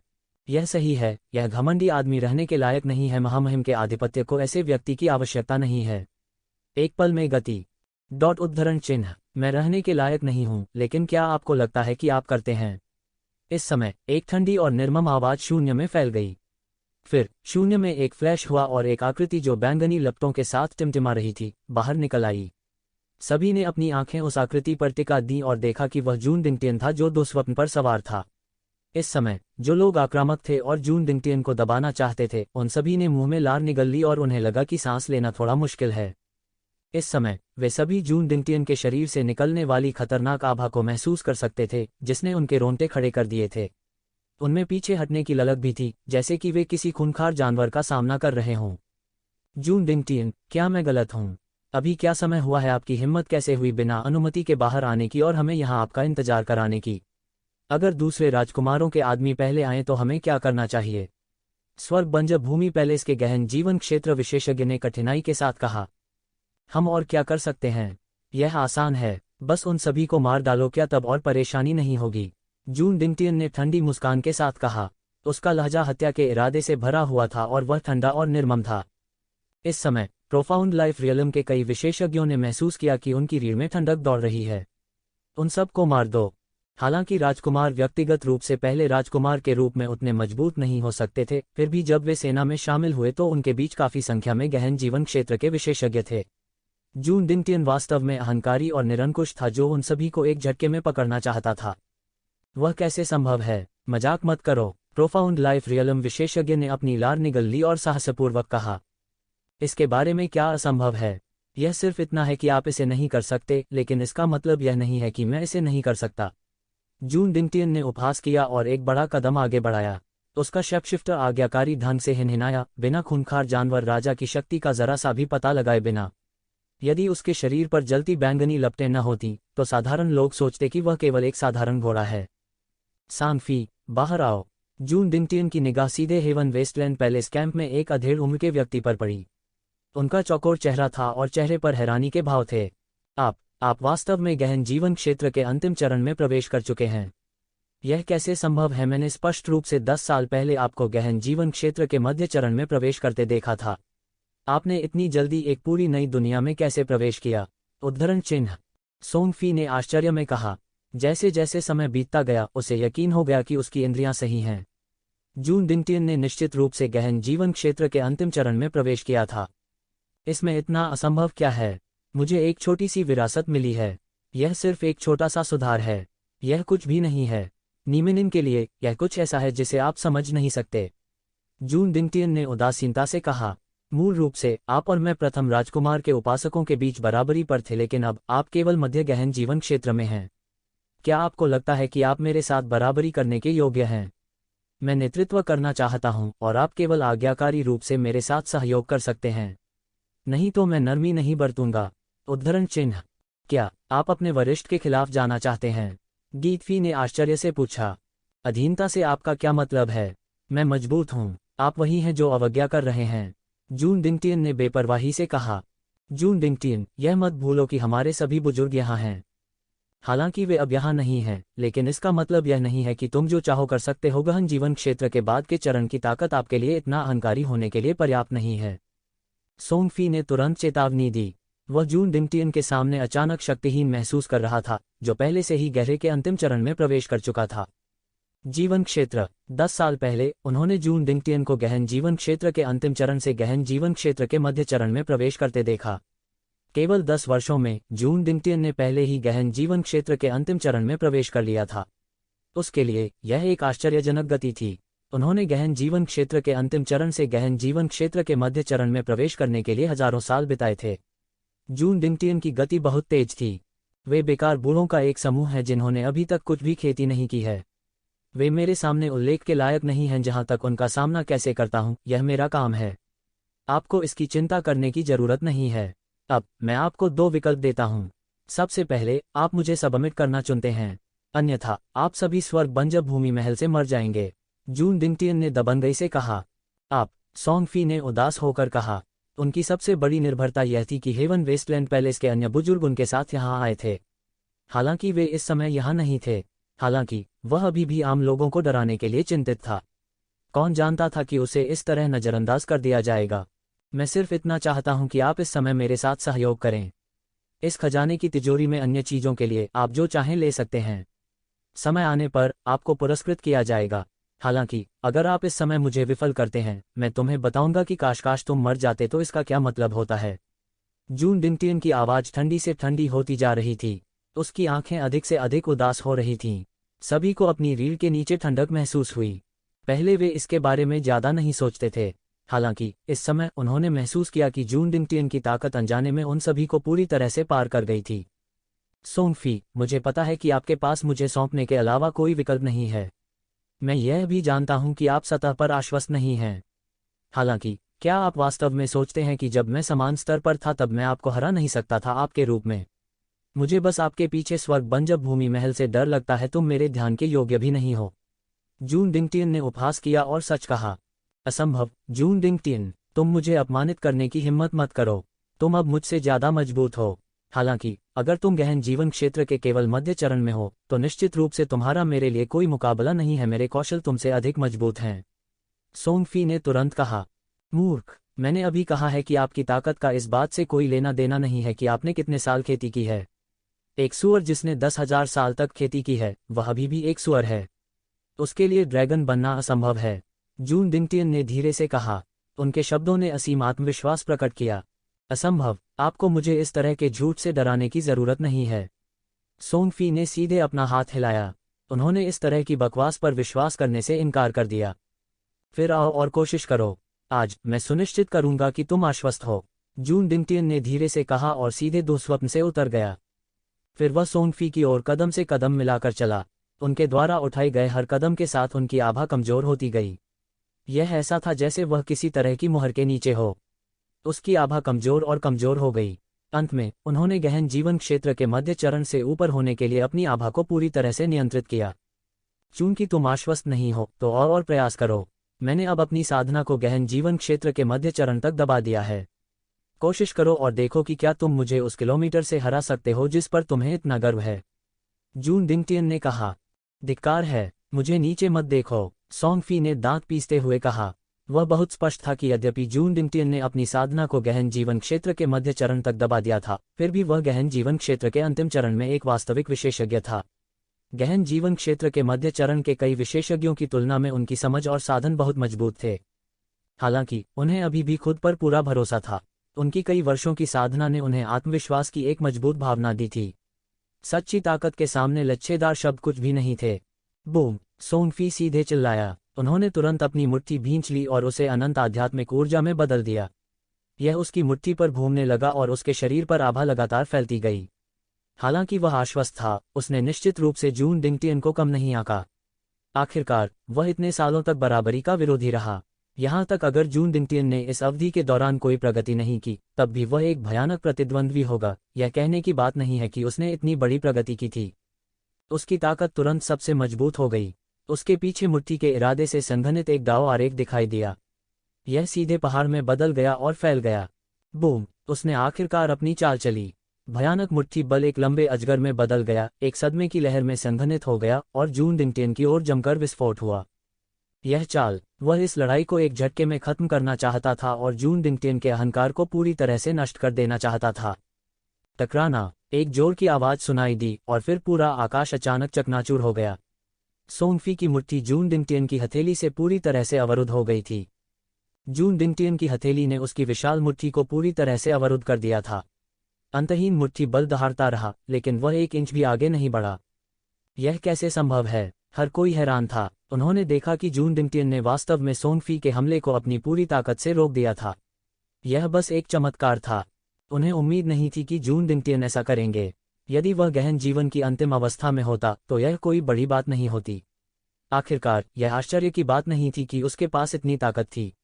हालांकि वह केवल मध्य चरण के गहन जीवन क्षेत्र में था और वह वास्तव में सोंगफी के हमले को रोक सकता था। जून डिंगटियन कई वर्षों से खेती कर रहे थे और सोंगफी कई वर्षों से खेती कर रहे थे। वे दोनों एक ही स्तर पर नहीं थे। तो क्या आप जारी रखना चाहते हैं? जून डिंगटियन ने धीरे से कहा और सोंगफी को देखा। सोंगफी की अभिव्यक्ति अचानक उदास हो गई। वह यह कैसे नहीं देख सकता था कि यद्यपि जून डिंगटियन ने अपनी ताकत को अंतिम चरण के गहन जीवन क्षेत्र से मध्य चरण के गहन जीवन क्षेत्र में दबा दिया था, वास्तव में उसने कोई चालाकी नहीं की, न ही उसने किसी गहरे क्षेत्र का उपयोग किया। उन्होंने सोंगफी को रोकने के लिए केवल अपनी अत्याचारी ताकत पर भरोसा किया। यह वह था जिसे वह सबसे अधिक स्वीकार नहीं कर सकता था और इसने उसके अहंकार को सबसे अधिक कुचला भी था। उन्होंने इतने सालों तक खेती की थी। क्या उसने वास्तव में बिना कुछ लिए खेती की थी?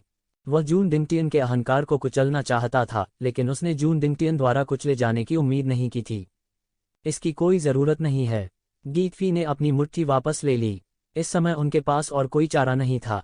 जून डिंगटियन का सामना करना, जो उससे कहीं अधिक शक्तिशाली था, उसके पास और कोई विकल्प नहीं था। कम से कम उन्हें बड़ों के साथ शांति तो बनानी ही थी। अच्छी बात है, मैं इसे स्वयं सुलझा सकता था, लेकिन अब मेरे पास एक बहुत शक्तिशाली महिला विरोधी है। इसलिए मुझे आपकी मदद की जरूरत है। जून डिंगटियन ने कुछ भी नहीं छिपाया और सीधे कहा। महिला प्रतिद्वंद्वी, ऐसा विचार कई लोगों के मन में आया। जून डिंगटियन पहले से ही हास्यास्पद रूप से शक्तिशाली थे और उनके पास वास्तव में एक महिला प्रतिद्वंद्वी थी।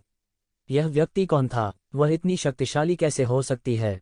एक छुट्टी लो। उसे इतनी नींद आ रही थी कि वह अपनी आंखें भी नहीं खोल पा रहा था। शायद यह इसलिए था क्योंकि वह पिछले 2 दिनों में केवल 4-5 घंटे सोया था और वह इधर उधर भाग रहा था।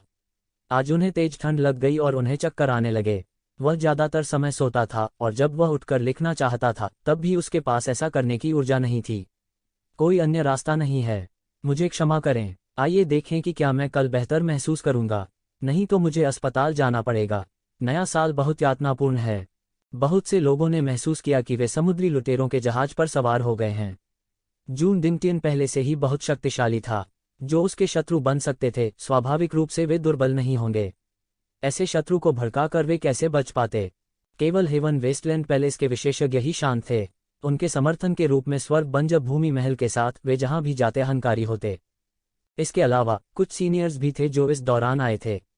प्रोफाउंड डेथ रियलम विशेषज्ञों के अलावा जो अंतहीन डेथ क्यूई से डरते थे, प्रोफाउंड लाइफ रियलम विशेषज्ञों ने अपने दांत पीस लिए और दौड़ पड़े, भले ही यह उनके जीवनकाल को छोटा कर दे। उसकी तुलना में मृत आत्माओं के प्रभु की विरासत कहीं अधिक महत्वपूर्ण थी। लेकिन अगर वह आपकी दुश्मन है तो हमें उसका विरोधी बिल्कुल नहीं होना चाहिए। मुझे यह मत बताइए कि आप हमसे उससे लड़ने की उम्मीद करते हैं। सोंगफी ने सीधे कहा। सभी ने चिंतित होकर कहा। हालांकि उन्हें जून डिंगटियन की शक्ति के कारण उनकी मदद करनी पड़ी, लेकिन वे किसी ऐसे व्यक्ति से नहीं लड़ना चाहते थे जो जून डिंगटियन के साथ लड़ सके, जो मृत्यु को प्रणाम करने के समान था। उसके साथ लड़ने की अब तुम्हारी बारी नहीं है। तुम में से केवल कुछ के साथ तुम आसानी से उसके द्वारा मारे जाओगे। दूसरा परिणाम नहीं होगा। जून डिंगटियन ने भीड़ पर नजर डाली और कहा। फिर आपको हमारी मदद की क्या जरूरत है? सोंगफी ने पूछा। तिजोरी खुलने पर आपको पता चल जाएगा, जून डिंगटियन ने कहा। मैं उसका एकमात्र दुश्मन नहीं हूँ। स्वाभाविक रूप से उससे निपटने के लिए कोई होगा। सभी का मूड थोड़ा भारी था, खासकर हेवन वेस्टलैंड पैलेस के विशेषज्ञ। चिंता मत करो, समय आने पर तुम्हारे लिए लाभ होगा, जून डिंगटियन ने कहा। ऐसा लगता था कि वह इन लोगों को अपने लिए काम करने के लिए बाध्य करना चाहता था। हालांकि वह जानता था कि यह असंभव था, लेकिन जब तक वे सहयोग करने को तैयार थे तब तक यह पर्याप्त था। चल दर, जून डिंगटियन सभी को दूर ले गया और शून्य में एक दूर के खंडहर की ओर उड़ गया। यह खंडहर बहुत विशाल था और डेथ क्यूई भी बहुत घना था। इसके अलावा डेथ क्यूई में एक मजबूत डार्क फोर्स भी थी जो पूरे आकाश को भर रही थी। यह अंधेरे के भगवान द्वारा छोड़ा गया खजाना था। फिर वह एक प्रवेश द्वार से गुजरा और अंदर घुस गया। जून डिंगटियन बहुत शक्तिशाली है, क्या तुम उसके विरोधी हो? राजकुमारी तियानकिंग ने ये जिवेन को देखा और कहा। वह मुझे डरा सकता है, लेकिन यह कोई समस्या नहीं होनी चाहिए। अगर उसने मुझे उकसाने की हिम्मत की तो मैं उसे बिना दफनाने की जगह मरवा दूंगा। ये जिवेन की आकृति धीरे धीरे शून्य में प्रकट हुई। हालांकि अगर प्रोफाउंड लाइफ स्टेज के चरम पर विशेषज्ञ हैं तो मुझे डर है कि मैं उनका मैच नहीं बनूंगा।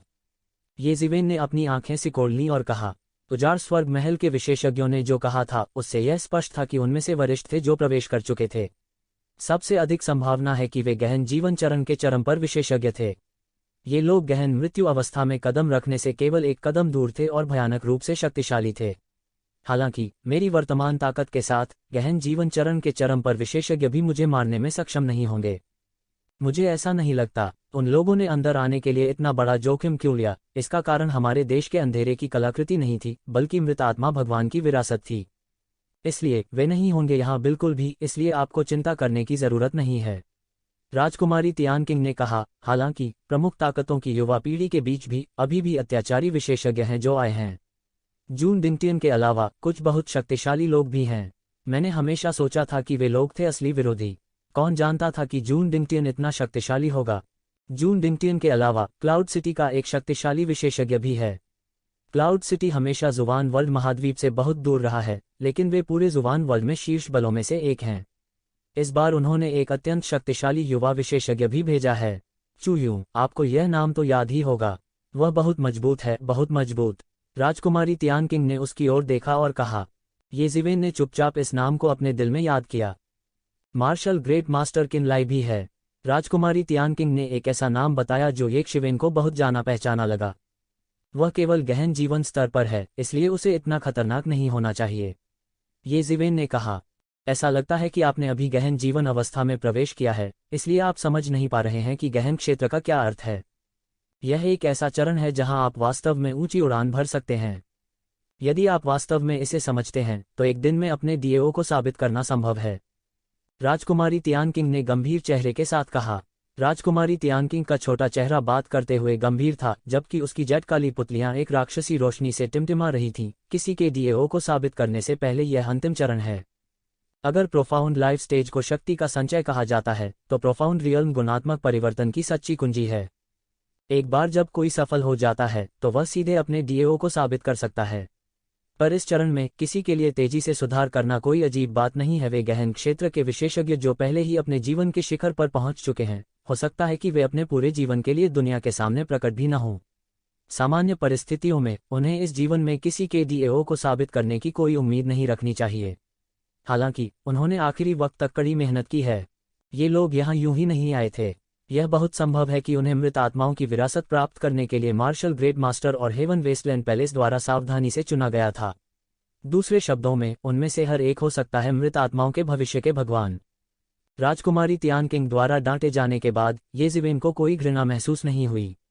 उसने चुपके से सोचा कि उसने दूसरों को कम आंका है।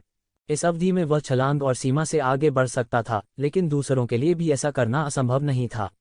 गहन लोक में सबसे महत्वपूर्ण चीज संचय नहीं थी, बल्कि उस थोड़े से ज्ञानोदय का रूपांतरण था। एक बार जब आप पर्याप्त रूप से समझ जाते हैं तो आप एक पल में कई क्षेत्रों को पार कर सकते हैं। मार्शल पूर्वज किनली, मैंने उनका नाम बहुत पहले से सुना है। कौन जानता है कि सम्राटों की अमर विरासतों में कितने प्रतिभाशाली हैं, लेकिन वह उनसे अलग दिखने में सक्षम था।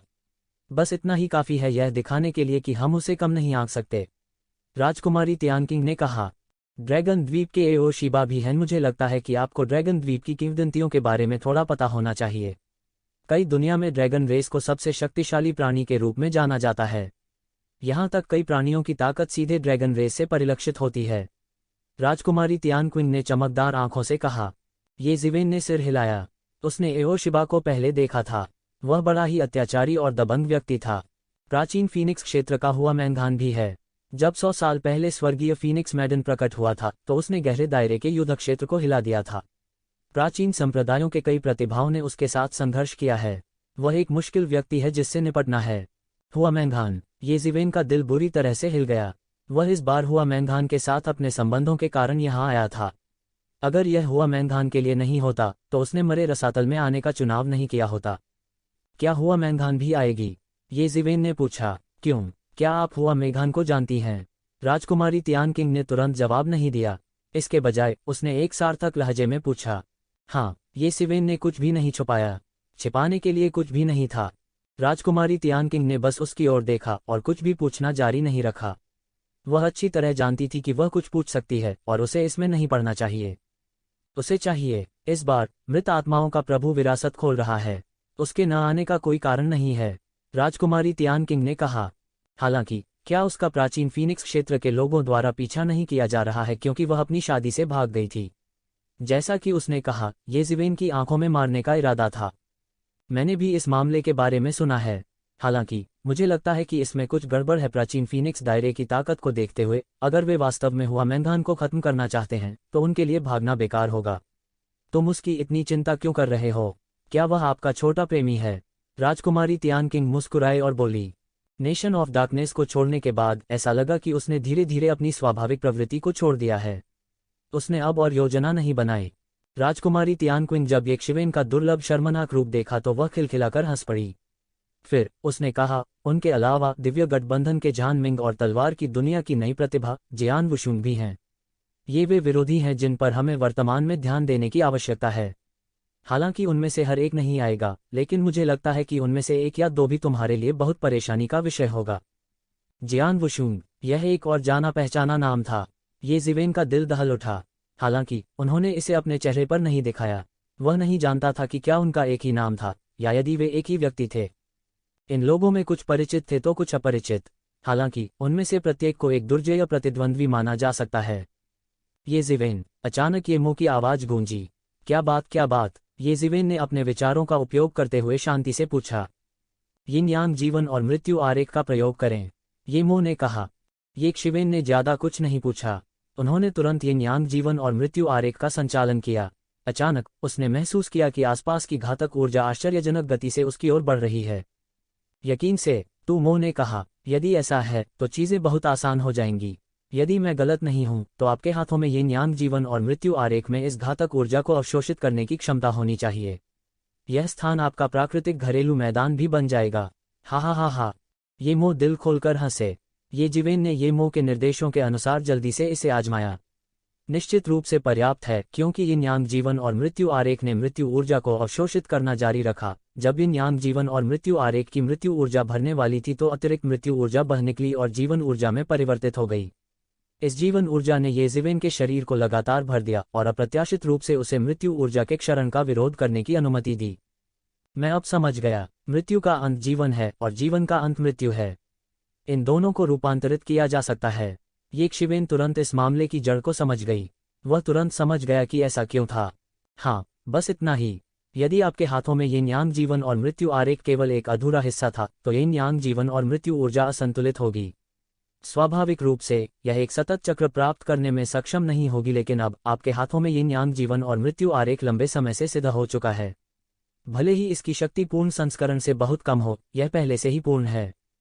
दूसरे शब्दों में, जिस मृत्यु ऊर्जा से अन्य लोग सबसे अधिक डरते थे वह लगातार उन पर आक्रमण कर रही थी। हालांकि ये जिवेन के लिए यह उसकी जीवन ऊर्जा को अंतहीन रूप से भर सकता था। इससे न केवल उसे कोई नुकसान नहीं होगा बल्कि यह उसकी उन्नति का स्रोत भी बनेगा। इन अद्वितीय विशेषज्ञों के लिए जिन्होंने गहन जीवन अवस्था में कदम रखा था, साधारण मृत्यु ऊर्जा से डरने की कोई बात नहीं थी। अपने शरीर में प्रचुर जीवन ऊर्जा के साथ वे आसानी से मृत्यु ऊर्जा को बाहर निकाल सकते थे। यहाँ तक सैकड़ों हजारों लोगों के युद्ध क्षेत्र में उत्पन्न तामसिक आत्माओं, मृत्यु ऊर्जा और आक्रोश को तुरंत शुद्ध किया जा सकता है। यह एक गहन जीवन अवस्था विशेषज्ञ की असली ताकत थी। यह कहना अतिशयोक्ति नहीं होगी कि यह दुनिया को उल्टा कर सकता है। जब तक वे दोनों गहन जीवन अवस्था के विशेषज्ञ नहीं होते, सामान्य लोग मूल रूप से गहन जीवन अवस्था के विशेषज्ञों को मारने में असमर्थ होते। यहाँ तक किंग डिवीजन के विशेषज्ञ भी कोई अपवाद नहीं थे। भले ही गहन जीवन अवस्था के विशेषज्ञ स्थिर खड़े रहे और उन्हें अपने ऊपर प्रहार करने की अनुमति दी, फिर भी उनकी शक्तिशाली पुनर्प्राप्ति क्षमताएं उन्हें ठीक होने की अनुमति देने के लिए पर्याप्त होंगी। हालांकि मरे रसातल अलग था। यह एक सामान्य व्यक्ति के मरने के बाद बनने वाली मृत्यु ऊर्जा नहीं थी। राजकुमारी तियानकिंग ने जो कहा था उसके अनुसार यहाँ एक देवता की मृत्यु हुई थी, या एक से अधिक। यह मृत्यु ऊर्जा अंतरिक्ष को विकृत करने, कानूनों को बदलने और मृतकों का साम्राज्य बनाने के लिए पर्याप्त थी। यह इतना घना था कि गहन मृत्यु अवस्था के विशेषज्ञों ने भी लापरवाही से इसमें कदम रखने की हिम्मत नहीं की। गहन मृत्यु चरण के विशेषज्ञ बहुत अधिक मृत्यु ऊर्जा से दूषित थे। किसी के दाव को साबित करने से पहले जीवन और मृत्यु को देखने का यह अंतिम चरण था। ये ज़िवेन के लिए सबसे लाभप्रद बात यह थी कि वह लगातार आसपास की मृत्यु ऊर्जा को अवशोषित कर सकता था और इसे जीवन ऊर्जा में बदल सकता था। इस तरह उसे मृत्यु ऊर्जा से जंग लगने की चिंता नहीं करनी होगी। मृत रसातल में मृतकों के अलावा कोई भी जीवित चीज, भले ही यह एक गहन लड़ाई थी, मृत्यु ऊर्जा को गहरे स्तर तक ले जाने का कारण बन सकती है। इसलिए अधिकांश लोग युद्ध न करने की नीति का पालन करेंगे यदि वे इसे बच सकते हैं। यदि यह आवश्यक नहीं होता तो वे बिल्कुल नहीं लड़ते। हालांकि ये ज़िवेन अलग थी। यिन यांग जीवन और मृत्यु आरेख के अस्तित्व के साथ उन्हें मृत्यु ऊर्जा के क्षरण के बारे में चिंता करने की जरूरत नहीं थी। दूसरे शब्दों में, वह जैसा चाहे हमला कर सकता था। जब उसने यह सोचा तो वह अतुलनीय रूप से उत्तेजित हो गया। यह वास्तव में, जैसा कि येमो ने कहा था, यह उनका प्राकृतिक घरेलू मैदान था। वास्तव में वह इस विधि का उपयोग गहन जीवन अवस्था के चरम पर किसी विशेषज्ञ को मारने के लिए भी कर सकता था, जिससे वह मृत्यु की शक्ति से मृत्यु को प्राप्त हो सकता था। यह उनका सबसे बड़ा ट्रम्प कार्ड होगा। चलो चले, ये ज़िवेन ने रुककर राजकुमारी तियानकिंग से कहा। वे दोनों सीधे खंडहर में चले गए। खंडहर बहुत बहुत बड़े थे। यह एक महल की तरह था जिसे किसी ने जमीन पर गिरा दिया था। इसमें स्थानिक टुकड़े भी थे। वे किसी के शक्तिशाली बल द्वारा टुकड़ों में बिखर गए। वे बस शून्य में तैरने लगे। यहाँ तक अंतरिक्ष के प्राकृतिक नियम भी उन्हें बहाल नहीं कर सके। वे अनगिनत वर्षों तक ऐसे ही तैरते रहे। इस समय ये टुकड़े कई मृत जीवों का क्षेत्र बन गए थे। वे इन टुकड़ों के स्थान में रहते थे। कई मृत प्राणियों ने एक अतुलनीय शक्तिशाली राज्य भी बना लिया था। वे अक्सर बाहर निकल जाते और पास से गुजरने वाले सभी लोगों को खा जाते। विशेष रूप से ये ज़िवेन का रक्त और क्यूई बहुत शक्तिशाली थे, लगातार उबल रहे थे, अंधेरे में एक उज्ज्वल दीपक की तरह, मरे हुए जीवों को अपनी दिशा में आने के लिए आकर्षित कर रहे थे। उनके सिर के ऊपर यिन यांग लाइफ एंड डेथ डायग्राम लगातार बमबारी कर रहा था, जो खबर सुनने के बाद आए मृत जीवों को दबा रहा था। चूंकि इन मृत प्राणियों को मौके पर ही दबा दिया गया था, उनकी मृत्यु ऊर्जा सीधे यिन यांग जीवन और मृत्यु आरेख द्वारा अवशोषित कर ली गई थी और यह अधिक से अधिक शक्तिशाली हो गई थी। यिन यांग जीवन और मृत्यु आरेख के ऊपर यिन और यांग ऊर्जा को दो पक्षों में विभाजित किया गया था। गहरा और सरल पैटर्न लगातार विकसित हुआ और यिन यांग जीवन और मृत्यु आरेख पर उकेरा गया। यदि यह जारी रहा तो यह यिन यांग जीवन और मृत्यु आरेख मूल यिन यांग जीवन और मृत्यु आरेख की तरह एक शक्तिशाली दिव्य उपकरण में विकसित हो सकता है। यिन यांग जीवन और मृत्यु आरेख के ऊपर यिन और यांग ऊर्जा को दो पक्षों में विभाजित किया गया था। गहरा और सरल पैटर्न लगातार विकसित हुआ और यिन यांग जीवन और मृत्यु आरेख पर उकेरा गया। यदि यह जारी रहा तो यह यिन यांग जीवन और मृत्यु आरेख मूल यिन यांग जीवन और मृत्यु आरेख की तरह एक शक्तिशाली दिव्य उपकरण में विकसित हो सकता है। हा, यह बहुत रोमांचक है। यदि यह जारी रहता है तो यिन यांग जीवन और मृत्यु आरेख उच्च स्तर पर पहुंच जाएगा, यह एक दैवीय उपकरण में भी बदल सकता है। ये ज़िवेन हंस पड़ी। यह केवल यिन यांग जीवन और मृत्यु आरेख नहीं था। इस समय उसके शरीर में तियान्युवान दर्पण भी आश्चर्यजनक गति से लगातार आसपास की मृत्यु ऊर्जा को अवशोषित कर रहा था। ये ज़िवेन ने पाया कि तियान्युवान मिर अपने खाने के मामले में पसंद नहीं करता था। चाहे वह आध्यात्मिक ऊर्जा हो, शैतानी ऊर्जा या मृत्यु ऊर्जा, वह इसे पूरी तरह से अवशोषित कर सकता था। यह एक अत्याचारी की तरह था जो दुनिया को निगल रहा था और सब कुछ तुच्छ जानता था। जैसे जैसे यिन यांग जीवन और मृत्यु आरेख मजबूत होता गया, ये ज़िवेन की अपनी ताकत भी बढ़ती रही। यिन यांग जीवन और मृत्यु आरेख द्वारा रूपांतरित जीवन ऊर्जा का एक हिस्सा पूरी तरह से ये ज़िवेन के शरीर में रूपांतरित हो गया था। लगभग हर पल कोई नंगी आंखों से देख सकता था कि एक ज़िवेन लगातार मजबूत और मजबूत होती जा रही थी। राजकुमारी तियानकिंग भी चुपके से हैरान थी। उसने ऐसा क्रूर अस्तित्व कभी नहीं देखा था जो मृत्यु की ऊर्जा को अवशोषित कर सके। अचानक, जैसे ही एक ज़िवेन खंडहरों के बीच अपना रास्ता बना रहा था, आसमान में अचानक नाराज आत्माओं की एक अंतहीन संख्या दिखाई दी। इन तामसिक आत्माओं ने अंतहीन शून्य में एक विशाल काले बादल का निर्माण किया, जिससे सभी प्रकाश अवरुद्ध हो गए। शुरू करने के लिए यह पहले से ही काफी अंधेरा था, लेकिन इस समय यह और भी गहरा हो गया था। ये क्रोधित आत्माएं कैसे हो सकती हैं? इस मरे हुए रसातल में ये क्रोधित आत्माएं सबसे आम हैं। राजकुमारी तियान किंग ने कहा, ऐसा इसलिए है क्योंकि डेड सोल रसातल में अब तक बहुत से लोग मारे गए हैं। उनकी नाराजगी और मृत्यु की शक्ति ने मिलकर इन तामसिक आत्माओं का निर्माण किया है। उन सभी को मारना असंभव है और उनका कोई अंत नहीं है। नाराजगी आत्माएं। येजिवेन ने ऊपर देखा और देखा कि अंतहीन काले बादल के भीतर अनगिनत क्रोधी आत्माएं छिपी हुई थीं। इन आक्रोशित आत्माओं के चेहरे हरे और नुकीले नुकीले थे, जो बेहद भयावह दिख रहे थे। प्रत्येक क्रोधी आत्मा अत्यंत भयानक थी। वे लगभग 5 या 6 मीटर लंबे थे, एक सामान्य व्यक्ति की ऊंचाई से 2 गुने। वे लगातार चलते रहे और फिर एक भयानक आवाज फैली, जिससे लोग कांपने लगे। ये नाराज आत्माएं वास्तव में स्वर्ग के अंतिम क्षेत्र में थीं। उनमें से एक छोटा सा हिस्सा भी था जिसने राजा के पद में प्रवेश किया था, और उनमें गहन जीवन क्षेत्र के विशेषज्ञों की कोई कमी नहीं थी। इसके अलावा उनमें से लगभग सभी के पास प्रांतीय राजधानी में द्वेषपूर्ण शक्ति थी। उनके मन में आक्रोश भरा हुआ था और उनमें सामान्य आध्यात्मिक बुद्धि नहीं थी। उच्च स्तरीय क्रोधित आत्माओं की कमान के तहत वे और भी भयानक लग रहे थे। उसकी तामसिक आत्माएं अनंत थीं, और जैसे जैसे समय बीतता गया, अधिक से अधिक तामसिक आत्माएं यहां एकत्रित होंगी। अचानक उच्च स्तर की क्रोधी आत्माओं में से एक ने येशिवेन को खोज लिया। उसकी ठंडी और रक्त लाल आंखें येजिवेन के शरीर पर छा गईं, जिससे लोग तुरंत से हर उठे।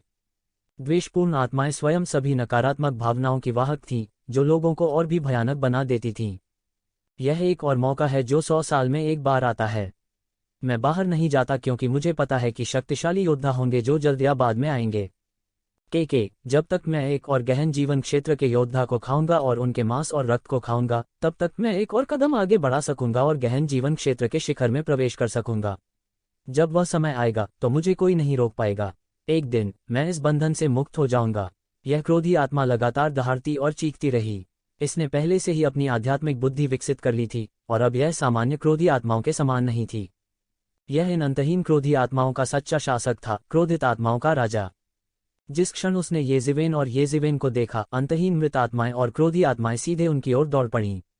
वे फुसफुसाए जैसे पीली नदी अंतहीन दौड़ रही थी। यह वास्तव में अतुलनीय भयानक था, लोगों को घुटन का भ्रम दे रहा था। यह क्या है? मेरे लिए तोड़ो। येजिवेन ने सीधे एक बड़ा सुनहरा हाथ पकड़ लिया, जो एक अजगर के पंजे में बदल गया। द ग्रेट ड्रैगन कैप्चर तकनीक तुरंत एक वास्तविक ड्रैगन की तरह शानदार ढंग से बह गई। इसके शरीर पर शक्तिशाली ड्रैगन आभा अद्वितीय थी, और यह इन अंधेरे प्राणियों की दास्तां थी। बूम! एक जोरदार आवाज निकली और आसमान फटा। अंतरिक्ष के टुकड़ों की तरह यह इंच दर इंच ढह गया, जैसे स्पार्कलिंग और पारभासी क्रिस्टल एक अजीब रोशनी से जगमगाते हुए। अनगिनत क्रोधी आत्माओं को सीधे मौके पर ही मौत के घाट उतार दिया गया, और फिर तियानयुआन मिरर और यिन यांग जीवन और मृत्यु आरेख द्वारा अवशोषित कर लिया गया। सही समय पर येशिवेन जोर से हंस पड़ी। अगर तियानयुआन मिरर और यिन यांग लाइफ एंड डेथ डायग्राम और आगे जाना चाहते हैं, तो साधारण मृत्यु ऊर्जा को अवशोषित करना बहुत उपयोगी नहीं होगा। दूसरे शब्दों में, कम समय में मृत्यु ऊर्जा को अवशोषित करने पर भरोसा करके आगे बढ़ना बहुत मुश्किल होगा। हालांकि यह इन मृत आत्माओं की मदद से अलग था। इन मृत आत्माओं के शरीरों में मृत्यु की शुद्धतम शक्ति समाहित थी, जो अनगिनत वर्षों से शुद्ध की गई थी। मृत्यु ऊर्जा को अवशोषित करने की तुलना में दक्षता 100 गुना अधिक या सैकड़ों गुना अधिक थी। ये अनंत तामसिक आत्माएं वास्तव में उसके लिए महान पोषण थीं। उसकी आकृति सीधे प्रकाश की एक चमक में बदल गई और सीधे नाराज आत्माओं की भीड़ में चली गई। तब उसके रोम रोम से अनंत ज्वालाएं निकल रही थीं। ये लपटें नानमिंगली फायर थीं, जो दुनिया की सबसे दबंग लपटों में से एक है। जहां भी आग की लपटें गुजरीं, वे आक्रोशित आत्माएं चिल्ला उठीं और तुरंत हरे धुएं में जल गईं, जिसे तब तियानयुआन मिरर और यिन यांग लाइफ एंड डेथ डायग्राम द्वारा अवशोषित कर लिया गया था। फिर तियानयुआन मिरर और यिन यांग जीवन और मृत्यु आरेख ऊर्जा में परिवर्तित हो जाते हैं और इसे येजिवेन के शरीर में वापस भेज देते हैं। इस तरह येजिवेन की ताकत कम नहीं होगी, इसके विपरीत वह जितना अधिक मारेगा, वह उतना ही मजबूत होता जाएगा। उसके चारों ओर आग की लपटों का एक समुद्र बन गया था, और वह जहां भी जाता, अनगिनत क्रोधी आत्माएं सीधे जलकर मर जातीं। येजिवेन की मार्शल आर्ट ने उन्हें पूरी तरह से रोक दिया था। उसने जिस मार्शल आर्ट का अभ्यास किया था, वह भी बहुत दबंग और अद्वितीय था, और वह इन बुरी आत्माओं से बिल्कुल भी नहीं डरता था। यदि मृत्यु की शक्ति बहुत भयानक नहीं होती, समय और स्थान को विकृत करना और कानूनों को विकृत करना, तो उसे इसकी चिंता करने की आवश्यकता भी नहीं होती। शुआ! एक तेज पंजा पैर की अंगुली अंतरिक्ष, और तुरंत येशिवेन के सिर पर चढ़ गया। उस समय गहन जीवन क्षेत्र तामसिक आत्मा ने कार्य किया था। भले ही उसे ये आभास हो गया था कि येशिवेन बहुत परेशानी भरा था, फिर भी उसने इस समय कार्रवाई की। वह येशिवेन के मांस और रक्त के प्रलोभन का विरोध नहीं कर सका। इसके अलावा उसकी आंखें भयानक रोशनी से झिलमिला उठीं। उसके पास एक नया प्लॉट था। वह तामसिक आत्मा था। वह उस क्षण से एक तामसिक आत्मा था जब वह एक अशांत अवस्था में पैदा हुआ था। वह लगातार इस धूप रहित मृत रसातल में भटकते रहे। अन्य तामसिक आत्माओं की तरह उसने धीरे धीरे हवा में घातक ऊर्जा को खा लिया। वह लगातार अन्य मृत आत्मा प्राणियों के साथ लड़ा और उनके शरीर में घातक ऊर्जा को अवशोषित कर लिया। ऐसे कितने दिन बीत गए उसे पता ही नहीं चला। यह 10,000 साल या 1,00,000 साल हो सकता था। अंत में इन भ्रमित और अचेतन दिनों के दौरान एक संयोग के कारण उन्होंने गहन जीवन क्षेत्र में कदम रखा था। इस क्षेत्र में प्रवेश करने के बाद उन्होंने अपने पिछले जीवन की कुछ यादें जगाई थीं। उसने खेती करना सीख लिया था। द वेंजफुल स्पिरिट स्वयं मृत विशेषज्ञों की नाराजगी और घातक ऊर्जा का एक संयोजन था। वह अपने पिछले जीवन में एक अत्यंत अत्याचारी विशेषज्ञ था। धीरे धीरे साधना के माध्यम से उसने खुद को कई अन्य तामसिक आत्माओं से अलग कर लिया था। वह इन तामसिक आत्माओं का शासक बन गया था। वह इन तामसिक आत्माओं का राजा बन गया था। हालांकि वह इससे संतुष्ट नहीं थे। वह इस धूप रहित मृत रसातल में रहकर संतुष्ट नहीं था और चुपचाप अपनी शाश्वत नींद की प्रतीक्षा कर रहा था। यद्यपि मृत आत्मा के प्राणी बहुत से लोगों की दृष्टि में पहले से ही मृत थे, फिर भी वे जीवित प्राणी थे। भले ही उनके पास अपने पिछले जीवन की यादें हों, फिर भी वे नए जीवित प्राणी थे। वे मृत लोगों के शरीर से पैदा हुए थे। जब तक वे जीवित प्राणी थे, उनका अपना जीवनकाल था। बात बस इतनी थी कि मृत आत्मा के प्राणियों का जीवनकाल सामान्य जीवित प्राणियों की तुलना में कहीं अधिक लंबा था। हालांकि एक ऐसे अस्तित्व के रूप में जिसने आध्यात्मिक ज्ञान को जगाया था और महत्वाकांक्षा से भरा था, वह बिल्कुल भी अपना शेष जीवन इस तरह नहीं बिताना चाहता था। हालांकि मृत रसातल में पैदा हुए एक जीवित प्राणी के रूप में वह भी इस भूमि से बंधा हुआ था और छोड़ नहीं सकता था। वह अनडेड टाइड के दौरान थोड़े समय के लिए ही बाहर जा सकता था। अन्य समय में वह बाहर नहीं जा सकता था। अगर वह जाना चाहता था तो एक ही रास्ता था, और वह था किसी बाहरी व्यक्ति के शरीर को जब्त करना। इस तरह न केवल वह छोड़ने में सक्षम होगा, बल्कि सबसे महत्वपूर्ण बात यह है कि एक बार जब उसके पास एक भौतिक शरीर होगा तो उसे उन भयंकर शक्तियों द्वारा नियंत्रित किए जाने से डरने की आवश्यकता नहीं होगी। उसके सामने मानव कृषक, जो जीवन शक्ति से लबरेज था, वह सबसे उपयुक्त उम्मीदवार था जिसे उसने चुना था। केवल उसके शरीर को जब्त करके ही वह इन काले दिनों से बच पाएगा। एक सेकंड में ही नुकीले पंजे विशाल आकाश में घुस गए और येशिवेन के सिर के ऊपर से टकरा गए। टकराना एक पल में येशिवेन ने पहले ही प्रतिक्रिया दे दी थी। उसने हमले को रोकने के लिए अपना हाथ उठाया और उसे मौके पर ही रोक दिया। द डेड स्पिरिट मॉन्स्टर ने आखिरकार शून्य में अपनी आकृति प्रकट की। वह दहाड़ा और लाल आंखों से येशिवेन को देखा। ऐसा लग रहा था जैसे उसने दुनिया का सबसे स्वादिष्ट खाना देखा हो। इतना ही, तुम अभी भी मुझे मारने में सक्षम होने से बहुत दूर हो। येशिवेन की प्रतिक्रिया और भी तेज थी। जिस क्षण उसने इस पंजे को अवरुद्ध किया, उसका दूसरा हाथ मुट्ठी में बंध गया और तुरंत बाहर निकल गया। मुट्ठी की गति एक ज्वार की लहर की तरह थी और यह तुरंत फट गई। बूम! टकराना। येशिवेन की मुट्ठी की गति ने सीधे डेड स्पिरिट मॉन्स्टर के शरीर पर बमबारी की। डेड स्पिरिट मॉन्स्टर एक पल में लगभग नष्ट हो गया था। इसने एक भौतिक शरीर को संघनित किया था, लेकिन येशिवेन की असामान्य ताकत की तुलना में यह उल्लेख के लायक नहीं था। वह सीधे आत्मा पर हमला करने में अच्छा था। हालांकि येशिवेन के सामने कमजोर थी। येशिवेन के पास हर समय अपनी चेतना के समुद्र की रक्षा करने के लिए प्रबुद्ध मन वाला प्राचीन वृक्ष था। इसलिए वह आत्मा पर इस तरह के हमले से नहीं डरे। टकरा जाना। तामसिक स्पिरिट मॉन्स्टर के शरीर को सीधे उड़ा दिया गया था और फिर यह तामसिक आत्माओं के समूह में दुर्घटनाग्रस्त हो गया। तामसिक स्पिरिट्स जो हिट किए गए थे उन्हें सीधे पाउडर में तोड़ दिया गया था और शून्य का एक बड़ा क्षेत्र नष्ट कर दिया गया था। तो येशिवेन की भयानक शक्ति इस समय स्पष्ट रूप से और विशद रूप से परिलक्षित हुई थी। फिर येशिवेन ने सीधे अंदर धमाका किया। उसके शरीर से लगातार नानमिंगली आग उगलती रही, जिससे आग का एक विशाल समुद्र बन गया जो पूरे क्षेत्र में फैल गया। एक पल में उसने सीधे तामसिक आत्माओं की सेना में विस्फोट कर दिया। वह जहां कहीं से गुजरा वहां से कोई न भागा। राजकुमारी तियानकिंग और भी हक्का बक्का रह गई। येशिवेन की ताकत उसकी कल्पना से कहीं अधिक अत्याचारी लग रही थी। इन प्रतिशोधी आत्माओं का सामना करने पर आम लोगों के सिर में दर्द होगा, क्योंकि इन तामसिक आत्माओं के पास विशेष हमले के तरीके थे और उनसे निपटना बहुत मुश्किल था। हालांकि येशिवेन ने उनके साथ वज्रपात की तरह निपटा, एक बड़े क्षेत्र में बिना किसी के अपने कानों को ढके हुए। इन तामसिक आत्माओं के हमलों ने उसे बिल्कुल भी कोई समस्या नहीं दी।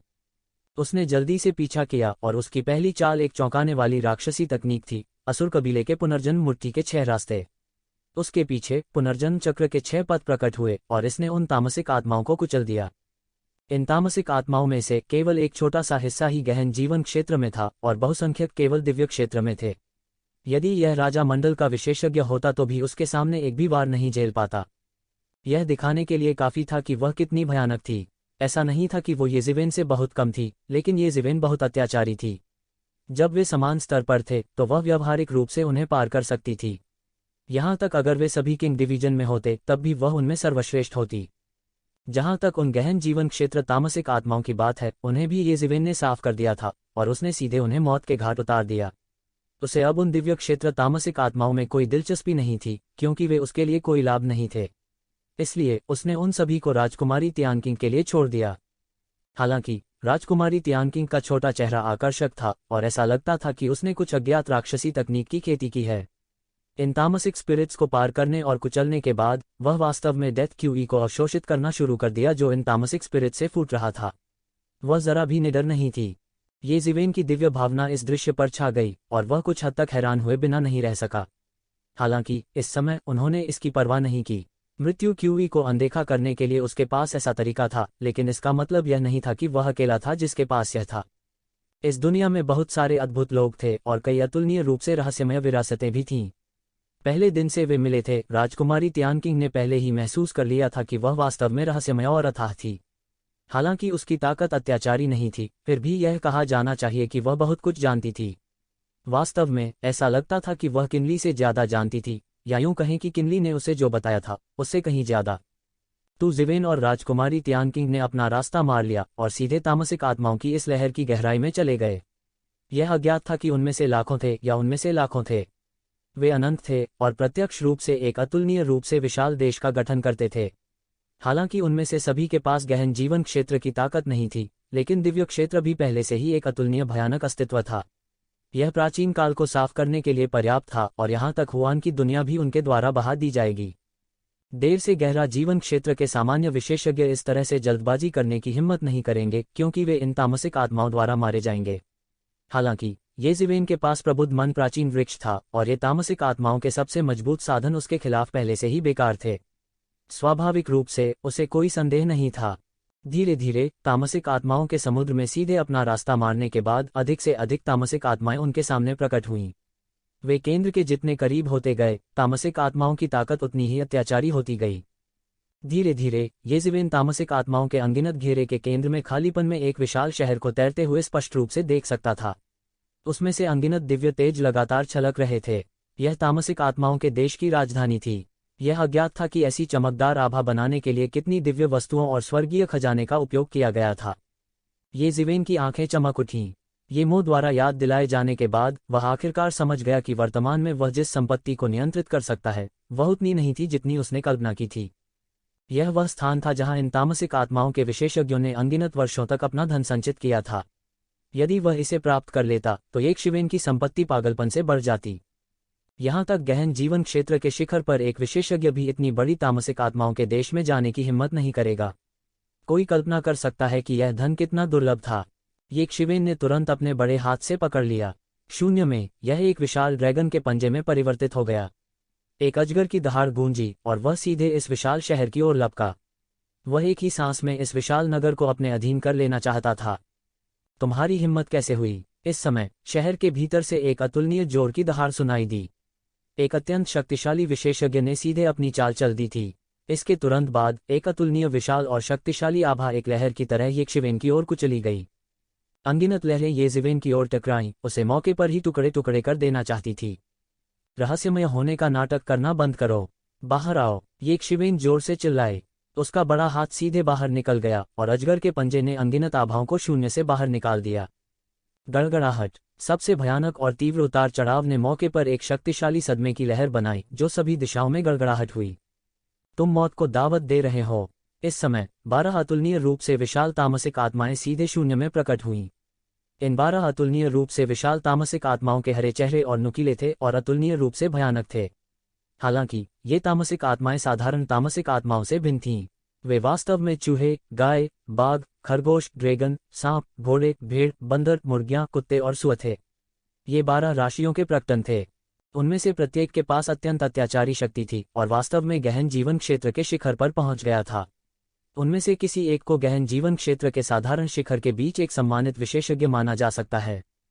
ये जीवेन, सावधान रहें, वे गहरे जीवन क्षेत्र के चरम पर तामसिक आत्माएं हैं। राजकुमारी तियानकिंग 12 राशियों के इन तामसिक आत्माओं को देखकर तुरंत चिंतित हो गईं और उन्होंने झट से कहा, पाखंडी मानव योद्धा, तुम वास्तव में मेरे देश की तामसिक आत्माओं को मारने की हिम्मत करते हो। तुम वास्तव में बोल्ड हो, अपना जीवन सौंप दो। इस समय बाघ के सिर वाली तामसिक आत्मा सबसे हिंसक थी और वह मारने के लिए सीधे येज़ेवेन की ओर झपटी। गर्जन, खूंखार बाघ पहाड़ से उतरा और दुनिया हिल गई। गहन जीवन क्षेत्र के शिखर पर एक विशेषज्ञ का हमला भयानक था।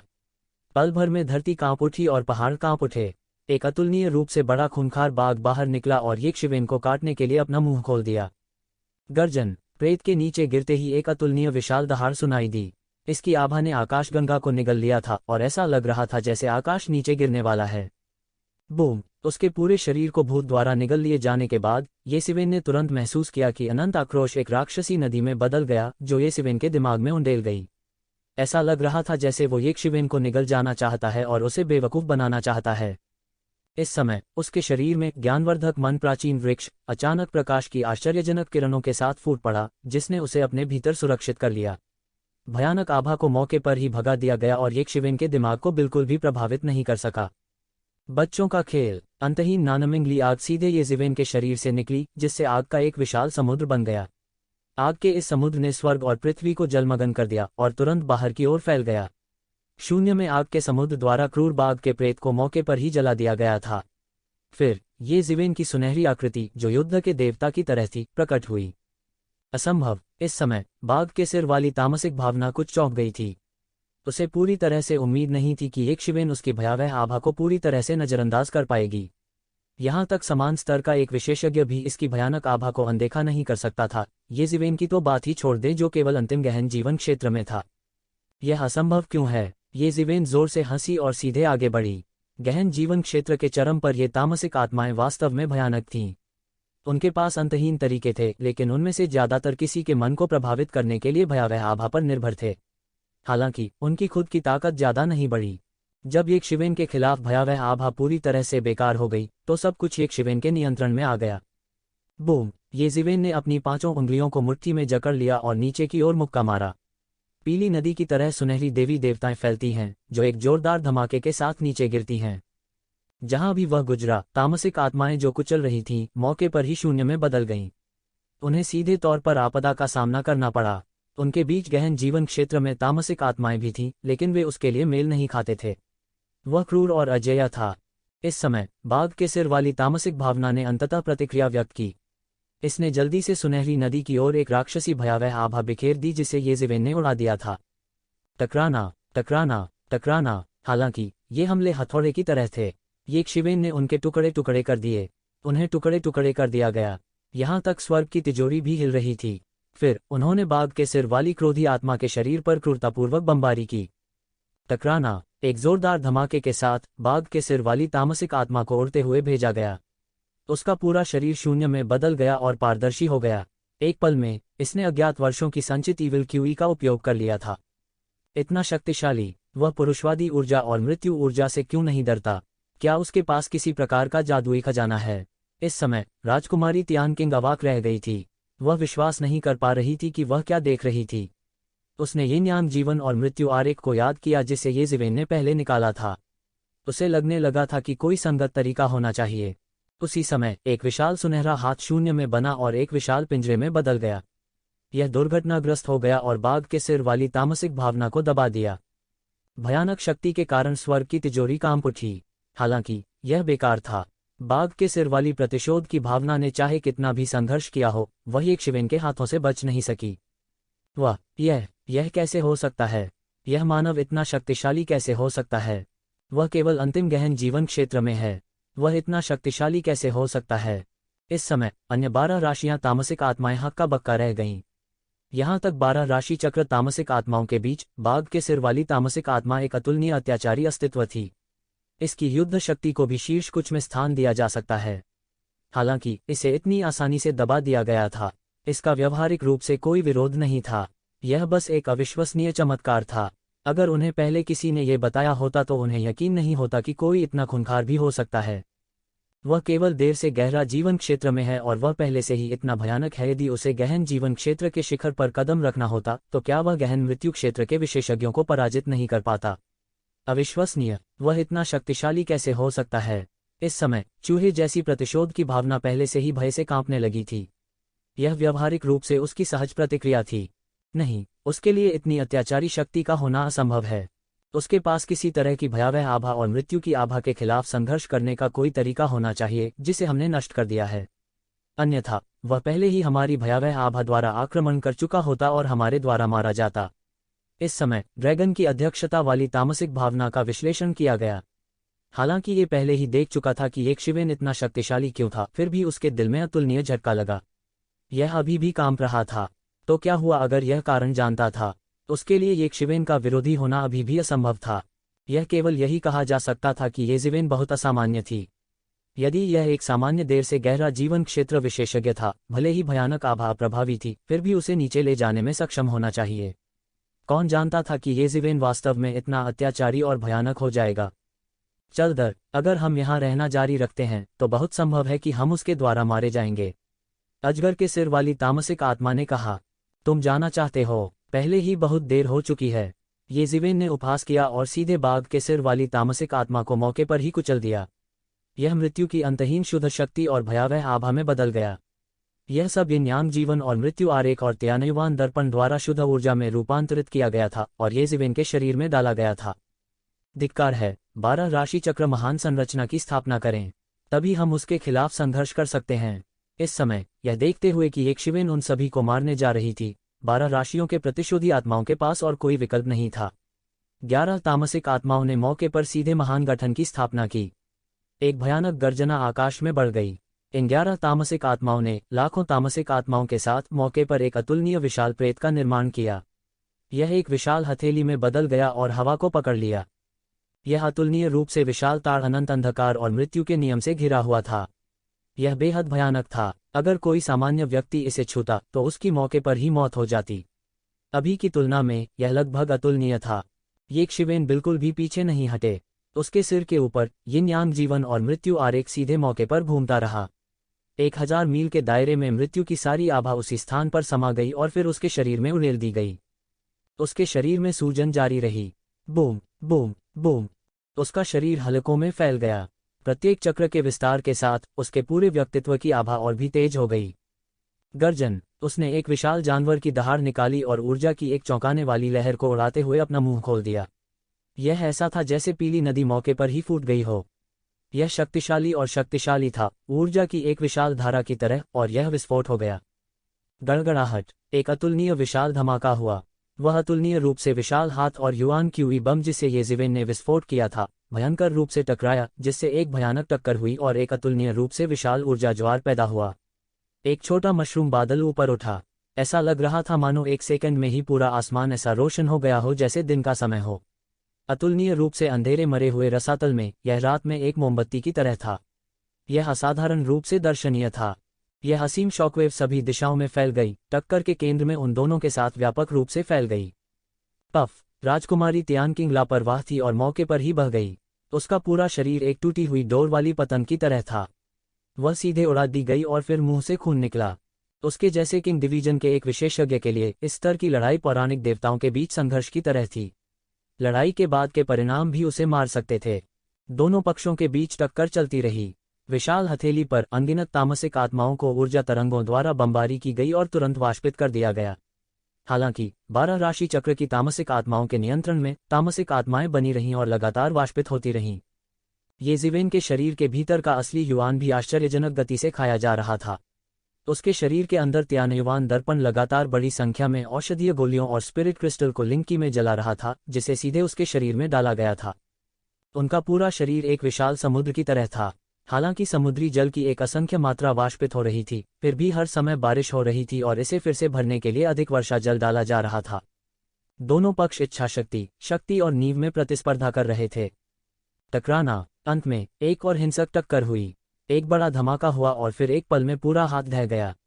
उस पल में सैकड़ों हजारों तामसिक आत्माएं मौके पर ही वाष्पित हो गईं और एक अतुलनीय रूप से विशाल युद्ध ड्रैगन नष्ट हो गया।